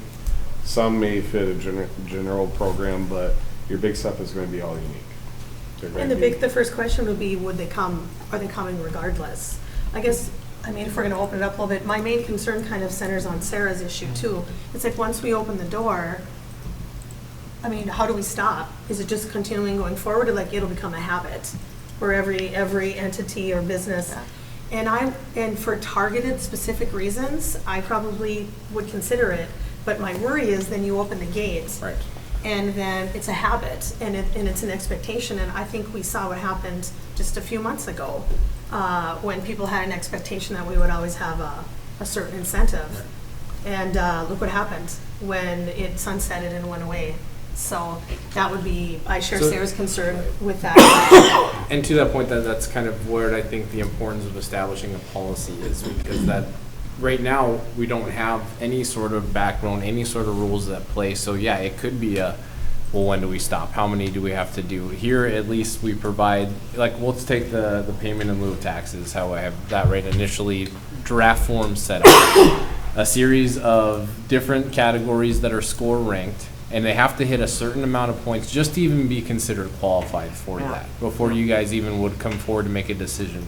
And then it's capitalized based on that of, basically, the ultimate decision is for the city council, is this the best thing for the city, or is this the best fit for the city? Yeah. Which would allow you guys to make those determinations. So I don't think the policy necessarily opens the floodgates, but it sets up the border in which we want to play, which is going to be a lot safer for us in the long run than just trying to venture out of these unknown territories without any sort of guidance. Right. Does that make sense? Yeah, it does. A guideline would be helpful, and it can establish, you know, amongst conversation amongst ourselves and the public hearing, it can establish some guidelines and kind of what the flavor is Right. with our residents. But I love the revitalization piece. I think that's an excellent place to start, and we can work on the rest as the discussion goes on. And as a city, we've moved into this realm now. This is, we gotta have these conversations and get some policies established, so. All right, anything else on this one, or we're gonna move on? Thank you. Okay, go. Jim, you got the next one. All right, Mr. Mayor. So at long last, the city of Horace received a petition for approval of the Nancy Sparks 2018 Living Trust. This is the area that's been referred to, we've been talking about for years as the Sparks edition. Yep. They're actually, this is part of the first edition, but they're in, this is kind of the north half of it, the north half of the edition. The petition requests construction of public infrastructure not limited to sanitary sewer main services, water main services, storm sewer mains, lateral curb and gutter, area inlets, and associated items. So the petition was submitted on the city's petition forms, and therefore recommend accepting it. We've talked a lot about the plat, and now we've got the petition for approvals. And this is the same, this is the same thing we've been talking about. And what we discussed in they revised the plat a little bit, correct? I've been informed we'll be re-talking about the plat as well. No, the plat, we'll be moving forward to the Planning and Zoning Commission, so I believe their petition of improvement is reflective of the proposed change that they are. So this is what, this portion of Sparks is what we've been talking about. Yes. These last few meetings. Yes. To be Okay. able to start the process for the infrastructure hasn't been designed and approved by the council yet, so Okay. that part is still fluid, so there's the ability to adapt. Okay, I apologize, we've had this come up a couple times, Yeah. and I couldn't remember Yeah, there's exactly where been we were in 6 the different ways process. we've talked about the Sparks Okay, edition. thank you. So I apologize if I'm a little confused on it, but, okay. All right, any questions on this one? Like I said, we kind of rehashed this a little bit, so. Any other questions on this thing? No. This is kind of how we get the show started, so. Jim, anything else you want to add on The here? petition for improvement. We have 2 more to talk about. Yep. All right, so petition for improvement. Does somebody want to make a motion to accept the petition of improvements? Yeah, I can make that motion. Okay, Sarah makes a motion. Can I get a second? Second. Jeff does a second. All right, all in favor, say aye. Aye. All right, motion carries. Resolution to create the district. Jim? All right, in your packet, you should have 2 maps. One is a location map, and there's a district boundary map. You'll see that the majority, actually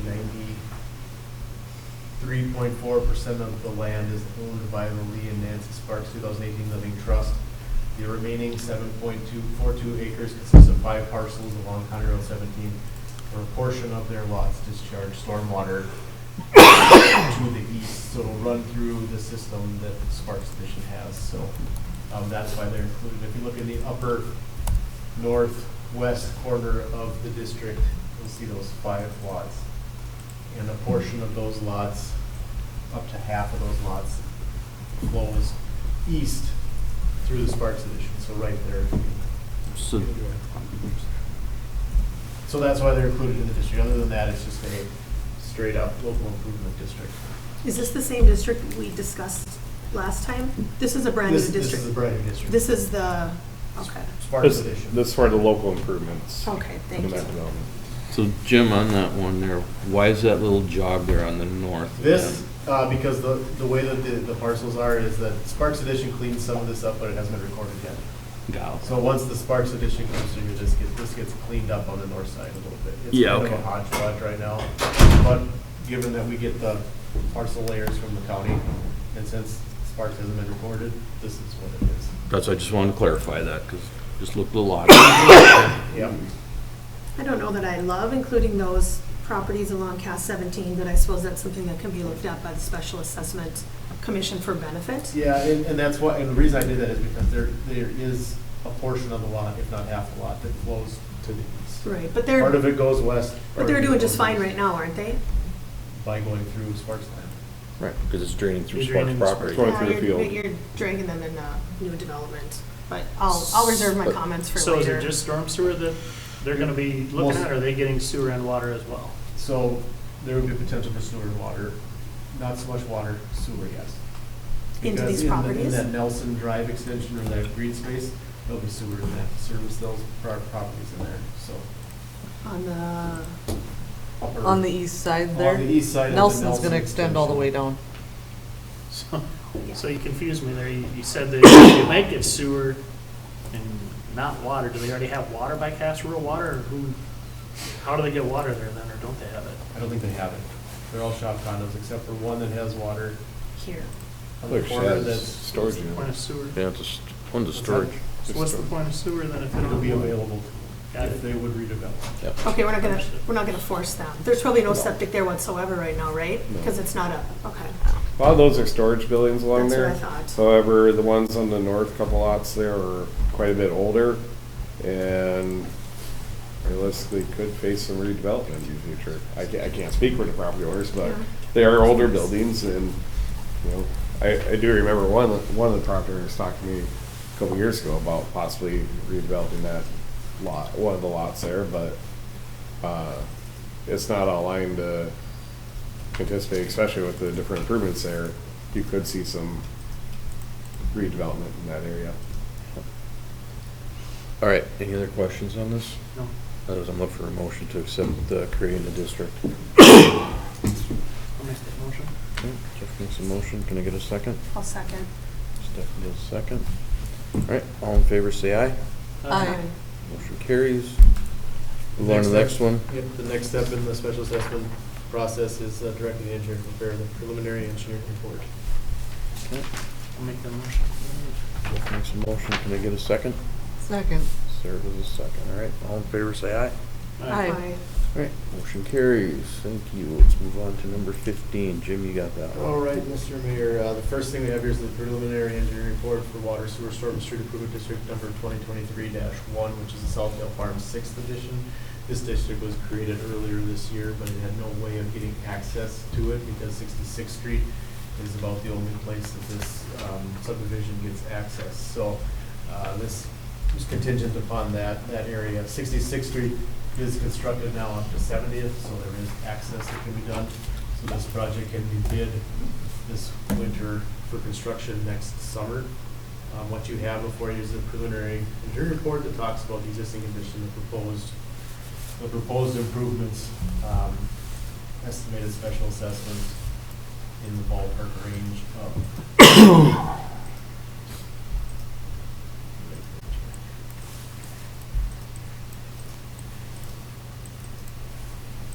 around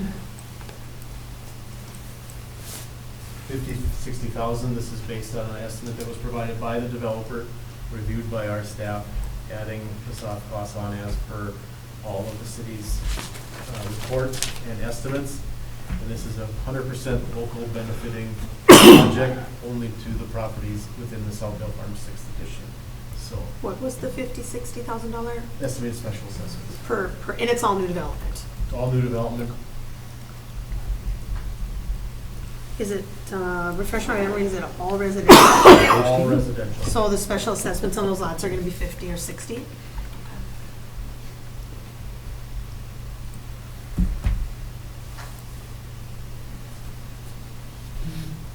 All right. Any other questions on this one? So with that, I'm requesting approval of the preliminary engineering report and then directing the engineer to prepare plans and specifications. Okay, so we'll do the first one, looking for resolution accepting, an acceptance on a resolution accepting the preliminary engineering report. I want to make that motion. I'll make the motion. I can make the motion. Can I get a second? Yeah, I'll second it. It's Sarah. Okay, Sarah does a second. All right, all in favor, say aye. Aye. Aye. Okay, motion carries. All right, resolution directing the engineer to prepare plan specifications, looking for a motion to accept that. Make that motion. Okay, Jeff makes a motion, can I get a second? I'll second that as well. Okay, Sarah does a second. Forgive me, Stephanie, were Oh, you? no, that's totally fine. Okay, so all in favor, say aye. Aye. All right, motion carries. 16, Jim, you got that. Yes, Mr. Mayor, what you have is change order number 1 for the Chestnut Ironwood Drive Rehabilitation Project in the amount of $31,123.45, and extending the contract completion to August 19th, 2023. As you can see in your packet, there was, during construction, specifically curb and gutter replacement, it was determined that the storm sewer was not constructed as per the original construction plans or record drawings on file with the city. In order to do that, the contractor had to do some additional modifications to those inlets. We kept track of the time, we kept track of all the equipment that went through to it. We met with the contractor, we've gone over about 4 hours of additional time on those inlets as an average. And we agreed that, like I said, about that 4-hour range. So let's see, I have to clean up the change order here. There's a little bit of work in here that isn't pertinent to this project. So I have to clean that up. If you see the second paragraph, they're increasing the amount of borrowing. I see it. Not sure how that got in there. No, that's another project. That's definitely another project. So the curb inlets are already made by the precast manufacturer when the issue was determined. So like I said, they're modified in the field.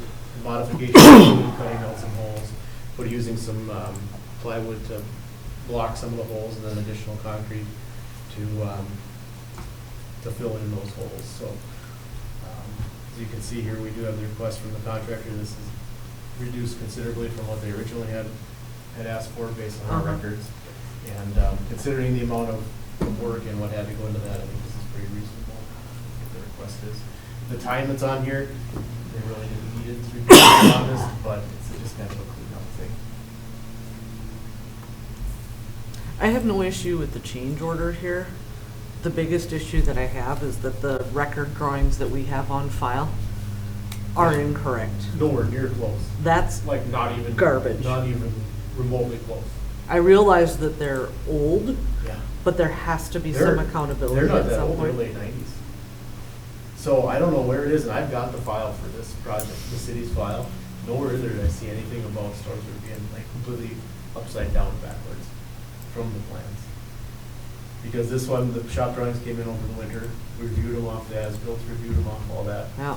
It turns out, holy cow. I'd like to have a discussion on that. Yep. I have no issues with this. This is fair and reasonable. They had to do what they had to do to make this right. Yeah. But I think another discussion needs to be had about how we get from point A to point B. Mm-hmm. Okay, any other questions? So the project is complete, is that Yes. correct? And then I've just had a couple residents that have been reaching out about this project. Remind me of next steps now as far as assessments, or what are our next steps? So this one falls in, so we'll, at the next meeting, we'll have a balancing change order and a final estimate, the first meeting in January. Okay. I'm not 100% sure where this falls in the bonding. Yeah, This I know we talked. project, I believe, has not been permanently bonded yet, so will probably be permanently bonded next year. Most likely, conversations for assessment will be had next fall for collection in 2025. Okay, If so we next permit fall. bond it Okay. next year, yep. And then 2025. Okay, thank you. A few residents were just reaching out about status, so. Right. This one's a smaller project of, when it comes to bonding, Yeah. that we'd want to make sure it's bundled in with other Yeah, projects. we're gonna go for good numbers. Yeah. Okay, thank you. All right, any other questions on this one? Okay, then we'll look for a motion to accept the change order as is. Make that motion. Okay, Jeff makes a motion, can I get a second? I'll second. Skip needs a second. All right, all in favor, say aye. Aye. Motion carries, all right. Jim, you got another one for us? I do. All right, so what we have here is a change order number 3 for sanitary storm and street improvement district 2022-4, which is Wall Avenue West. If you remember last meeting, we had a change order for Wall Avenue East, and this is purely a time extension. Kind of the same issues that came up with the east side were pretty reminiscent, or same as on the west side. There were some issues with utilities being in the way. There were a number of delays on that project due to water main conflicts with Cass Rural Water, utility conflicts, sanitary sewer force main conflicts, street light procurement and storm sewer procurement. There's a bunch of information here provided by the contractor, Park Construction, to justify the time extension request.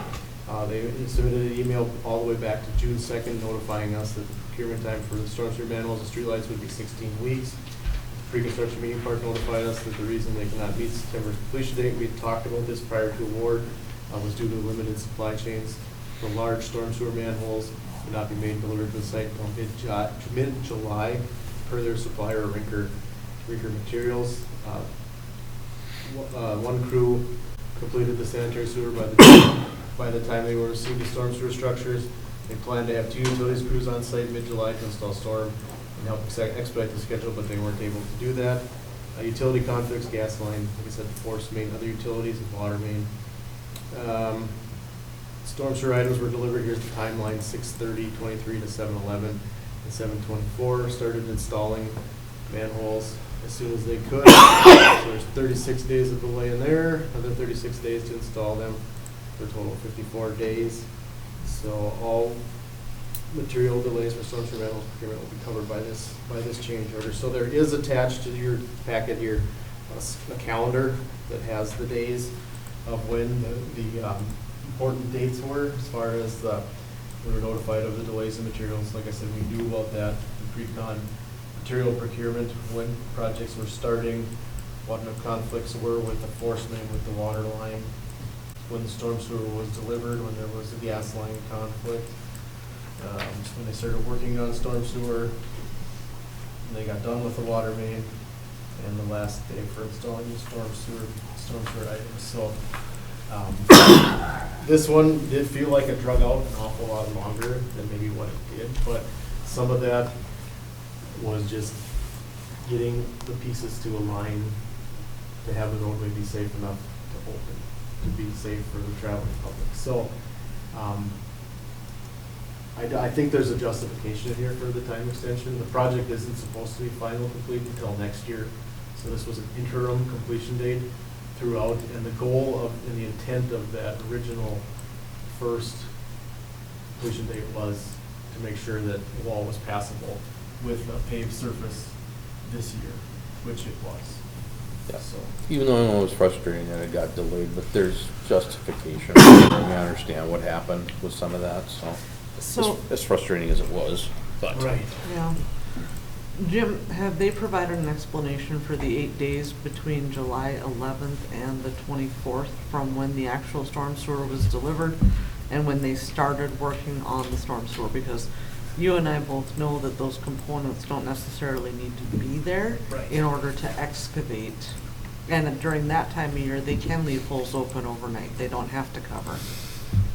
So the unique part about this is maintaining access to Westbrook, AZA, and all those. They've covered everything up pretty much that night. In order to maintain the access. That, and then having people kind of meander through there. I don't know if you were able to get out there. I was. There was some meandering to get Yeah. to the first couple houses on the south side. As far as from the 8th to the 11th, I don't have that off my head. I'm sure I could request it, and I'm sure maybe even the project manager has it, I just don't have it. I think it's worth asking. Okay. Because they had a claim for 41 days, they went up to 54, and then they say that they actually believe that they're entitled to more, but I'm seeing a fairly large gap between when they actually received materials. So the 8th to the, what was the 8th? You go to the right one. If you look in I was in August. excuse me, July, Yes. from the 11th. the 11th, which is when I see storm sewer delivered. Yep. And I don't know if this is their schedule or yours, but it doesn't clarify which components these are. Right. And so I see no work on the 12th, 13th, and 14th, which is Wednesday, Thursday, Friday, Yep. and no work the week of the 17th to the 21st on any storm sewer items, Yep. which makes me question that, and certainly I'm not including Saturdays in there. I know that they did originally submit a schedule to work Saturdays. Did they not include a 6/10 schedule? Yes, they did.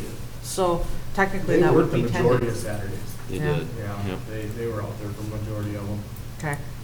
And I want to say that they're working on sanitary at this point, and they're just not, but I don't have it in here. So I want to say they're working on sanitary sewer here, and then jump over to storm sewer. Okay. But I'll verify that. And that may be the case. I just think we need to be clear on that because, like Corey said, there was a lot of angst about some of the delays on this project. And I understand supply chain issues. You can't install what you don't have. Yep. But in this particular case, if there's some things that could have been done, Yep. I think they should have. Okay. All right, any other conversation on this? I share Sarah's concerns on that. Jeff, anything? Okay. All right, then we'll look for a motion to accept the change order number 3 as is. Or, No, you don't, you want to wait? we need to get clarification. Okay, you want the clarify, got it. Okay, do you want to just, should we just table this one then for 2? Do you want, is that all right? Yep.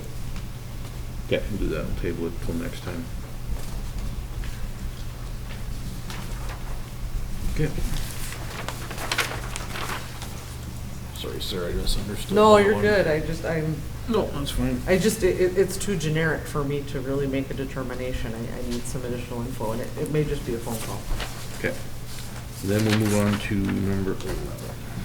All right, so 18. is, Okay, I gotta get some sleep, it looks like. Water Sewer Storm and Street Improvement District 2021-3. Bring it up. You can if you want. This is a final progressive estimate, the balance and change order and acceptance, final review and acceptance. So the final progressive estimate is in the amount of $15,567.47 provided by Dakota Underground. This is the Lakeview edition, south of the school, east of Casey's, and west of 63rd Street. We also have the final balance and change order. I will tell you what the amount of that is here. The final balancing change order number 5 decreases the total contract amount by $82,115.20. Like I said, we've talked about this a number of times. The balancing change orders just balance the constructed quantities with the contract quantities with the constructed quantities. So this one, it works out to a negative 82,115.20. So Those are good. yeah, that's true. So I don't know if there's any questions on that change order, or I'm assuming maybe there is.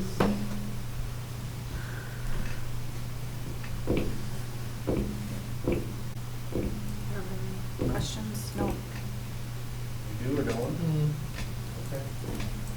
Did you want some So- questions?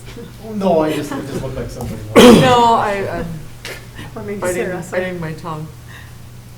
So there's 3 actions here. One is approving the estimate. Next would be approving the change order, and then 3 would be approving the final hearing acceptance. Anybody got any questions on any of the 3 of them?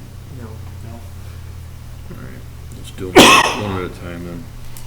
Looking for a motion to accept the final progressive estimate, number 13. Motion made. Okay, Sarah makes a motion, can I get a second? I'll second. Stephanie does a second. All right, all in favor, say aye. Aye. Aye. Okay, motion carries. Okay, motion to accept the balancing change order number 5.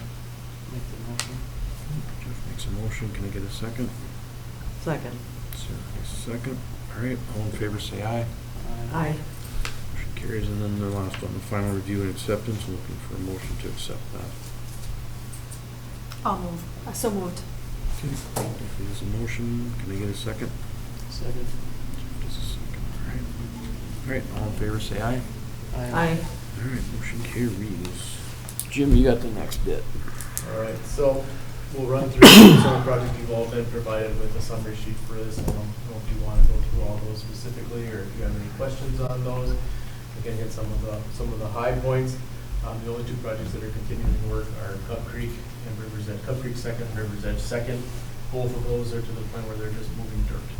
Placing, there's a large pond we've talked about numerous times on River's Edge second, that they're just gonna continue until they can't do anymore. And then there's some fill work over on Cub Creek second edition where they are placing material until they can't anymore with that either. So, the majority of Cub Creek second, I don't know what the exact dollar amount or percentage complete is without looking it up, but all the concrete work is done for the year. There's some pavement, asphalt pavement that needed to be done this year, but due to the early cold and then now the late warm, asphalt contractor, the one that was the sub on this one, they shut down to expand their plant or to renovate their plant, and then nobody else was willing to fire back up. So we'll have some discussions on that, I assume, in the coming month.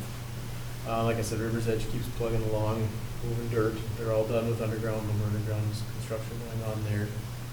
66th Street south of 70th is complete. I do have a schedule. I sent it to you as far as the remainder of the work.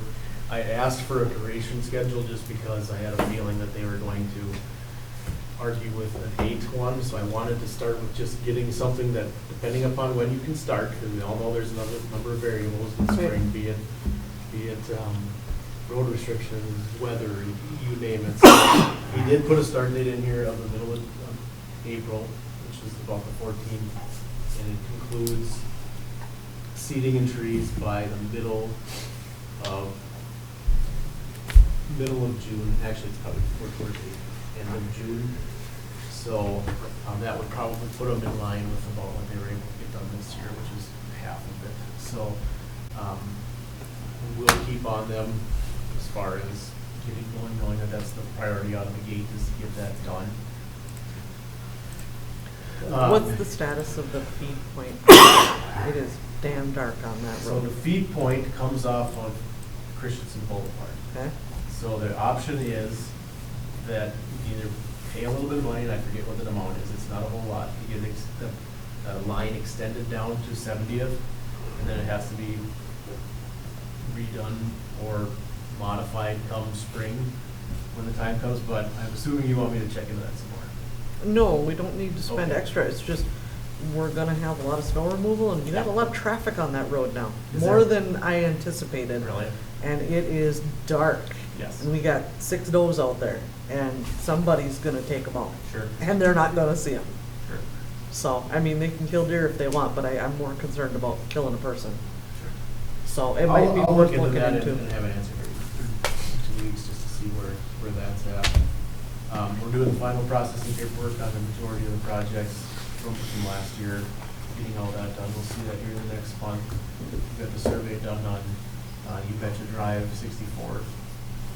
The big one from today, if you hadn't seen the message board, is that the roundabout force main is going to get fixed on Wednesday. The southeast leg of the roundabout will get shut down.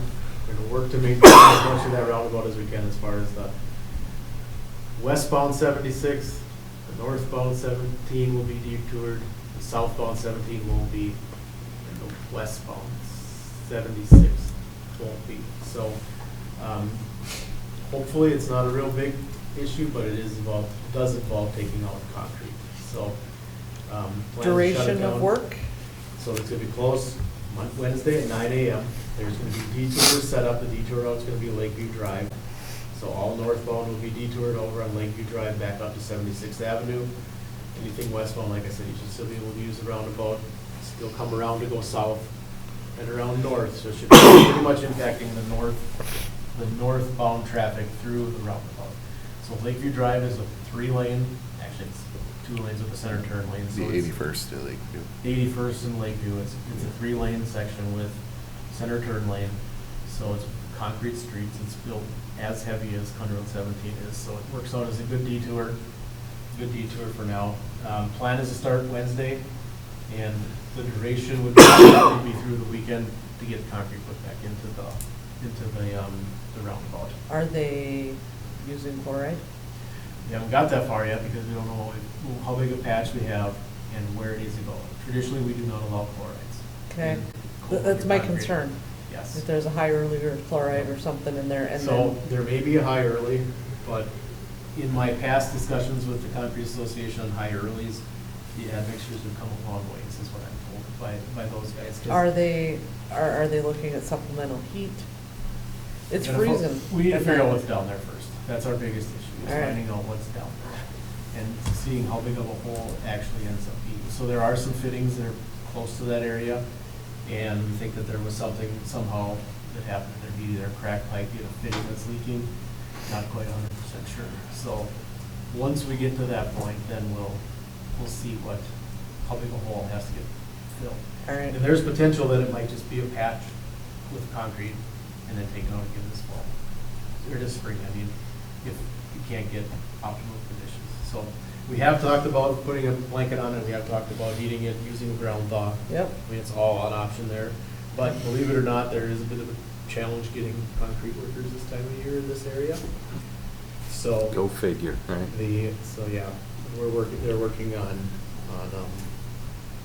trying to round up some people to get it put back together. So more to come on that, but Wednesday for sure, 9 o'clock, let people get to school and then go at it. So there'll be a lot of traffic control put up just for the detour routes. I was gonna say, that needs to be barricaded and lighted, solar light, flashing lights. So we put the because- message board out there today. I think that's a good thing just to get the word out. But after they pour. Oh, yes, gotcha. I don't need grandma driving Yeah. in there. It happens. Has happened. Has happened. So, anyways. Any Anything else? questions? Thanks, Jim. All right, Brenton, what do you got? Okay, two things. One, just a reminder, December 12th, there's the adoption hearing for planning and zoning for the land use ordinance. So that is an opportunity for folks to come and comment or anything, public comment period or public hearing for the land use ordinance, first level with planning commission. And you guys will get it, I believe, in around January is what our plan is. Early, mid-January. Yep. So, moving forward with that. The next one here, I mentioned it a couple times, we were talking about Bacon, North Dakota has a Flex Pace loan program. This Flex Pace loan program allows borrowers to buy down a loan and have community match or funds or means to help support that. Not always does that community match come from like the city. Like somebody wants to, in this case, we have an individual who wants to relocate two businesses from Fargo to Horace to our industrial park. They're looking at capitalizing on Bank of North Dakota loan process in order to secure some community match funds through Lewis and Clark Development Fund. That one of the requirements for it is a letter of support from the city. So we could, offer a letter of support saying, yes, we're supportive of this application. I don't have every detail tied to the application, but it's the community match portion for the Flex Space program would come from the Lewis and Clark Development Fund, is my understanding. They would need a layer of support, doesn't require any, my understanding is a financial commitment from the city of Horace. Just saying, yes, we support their application, we'd love to have these businesses come to town. I did ask the banker, what businesses are we talking about? Or what are they trying to do? And it is for individual named Dan Hogpaws, Paradise Pools, residential underground and pool contractor, and then concrete curb edging company. This would operate out of location down Industrial Park at 9790 Industrial Drive. They look to be building a facility down there in our industrial park. Between the two businesses would employ about 16 people. So we're talking about small businesses and businesses coming to our community. This is an example of where we are able to work with somebody and we don't even have, from what I can tell, we don't have a financial commitment. It's just a letter of support saying, hey, we support them seeking out these funds through the Lewis and Clark Development Fund and the Bank of North Dakota Flex Space program.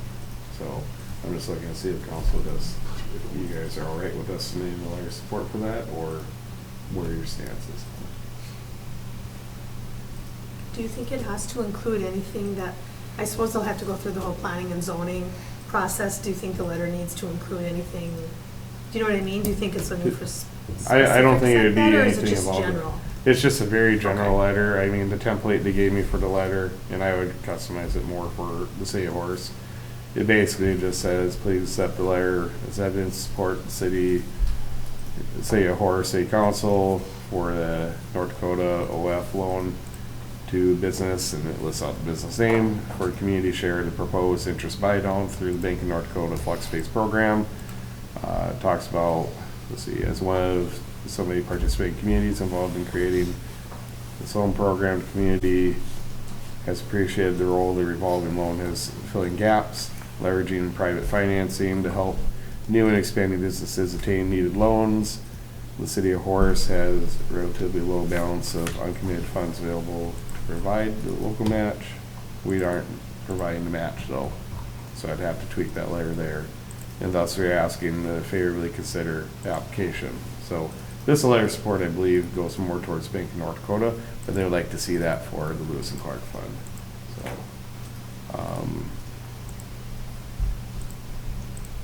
but yeah, the planning commission would see the application of, if there is a building that needs to be built, they would see that application for the building or construction of that facility, and they would have to go through a design review process for Or that. if it's we have some C3 stuff there, so if we classified that as a contractor facility, then conditional use permit, just like we had tonight. So that's where planning and zoning would have the involvement. Ours is your council would you be willing to support their application so they can seek out those funds through the loan through B&D and the Lewis and Clark application process. Mind a letter of support for that. I agree, as long as there's no financial commitment Right. that we have to Yeah. provide.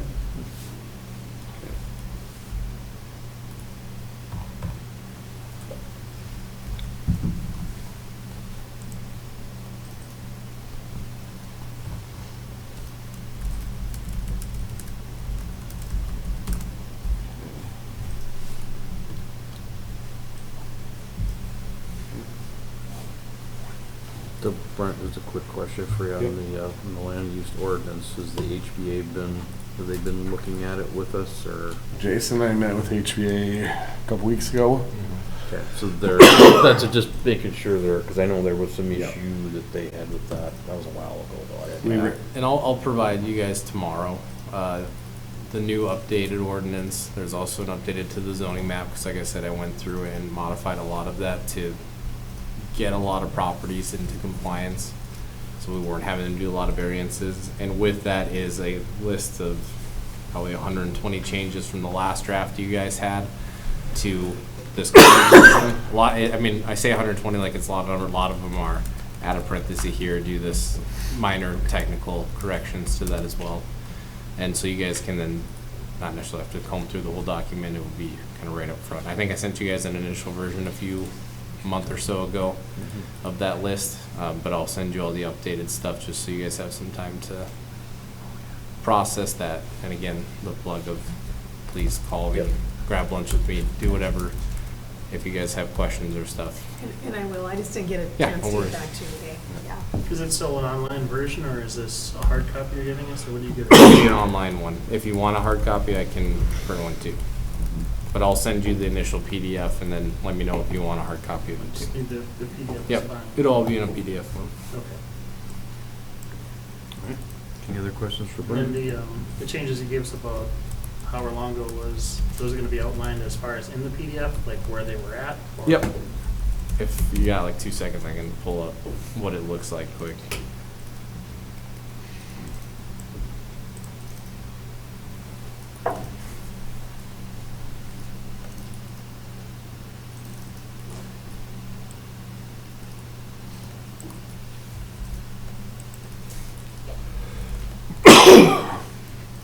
So it's just a whole broke down spreadsheet, page number of where that changed, the original text that was in there, the change that was added or done, and then Giffords Webster, when they went through, just made note of updated or some specifics of what they updated on that. Okay, any other questions? Alright, we'll move along to portfolio reports. Basically tomorrow, I'm meeting with the rest of the mayors in the metro, kind of our tri-annual get-together, just kind of talk about things going on in the metro and any concerns or issues that we see coming up. Just kind of our casual get-together, so I'm kind of looking forward to that. We haven't done this in a while again, so. And that's about all I got on the plate that I'm aware of. Sarah, what do you got? Nothing crazy. I touched on bits and pieces of all the project wrap-up stuff that's going on. And I know that both Interstate Engineering and our city staff's been working really, really hard to button things up for the winter and get ready for what's coming. So that's really been the focus. And I have some travel coming up this week, so I really wanted to get that done. And spent a lot of time getting through it all, and I'm feeling pretty good about where we're sitting with just 2 projects left open, so. Sounds good. Stephanie? Yeah. We have holidays coming up on Saturday. Paul's been working really hard, has been excellent project manager for a good event on Saturday, so I hope the residents come out and join us. There's been a lot of information out on social media, and there's been some hand cards around town for the schedule of events, so that's really been a focus of our time the last month or so. Okay. That's all I have. All right. Jeff, what do you got? I don't have a whole lot for tonight. Just our standard executive session for MetroCog today, and other than that, that was it. Okay. Nothing new from them that affects Nothing new us, from huh? them. I gave an update to you a week ago or 2 weeks ago, whatever it was. Yeah. And I don't know if we've talked about that. I don't know if we did talk Yeah, about that. So if you want the. Go ahead, I'll So- steal your thunder. Downtown neighborhood plan, we've been working on the RFP for that project for some time. They've had some turnover in MetroCog, so we got switched to a different project manager on that. And what ended up happening with planning dollars in the state of North Dakota, there's like a 2% set aside that gets put in year over year. And MetroCog, and I think all of like the TMAs and MPOs kind of waive that. And I don't know if they missed the timeline this year to waive it or something happened, but there was additional $82,000 roughly of non-matching funds that could get applied to a project that emphasized complete streets. Well, right now, we're the only project that's in the queue that for $23, moving to $24, that hasn't got started yet. So working with MetroCog, they decided that Horace would be a good candidate to receive those dollars. So for that downtown neighborhood plan, we now received an additional $82,000 in non-matching funds. So our original match that we talked about of $23,000 doesn't increase anything, but our project budget now drops up to $193,000 for that. Cool. That would be nice. Definitely nice. Yay, good job. All right, well, with that, then I'm gonna look for somebody to make a motion to adjourn. I will make that motion. Okay, if you make a Second. motion, Sarah does a second, all in favor, say aye. Aye. All right, we're done. Thank you. Yeah, did you have problems with the tractor earlier today? What? Did you have problems with the tractor earlier today? No? Oh, just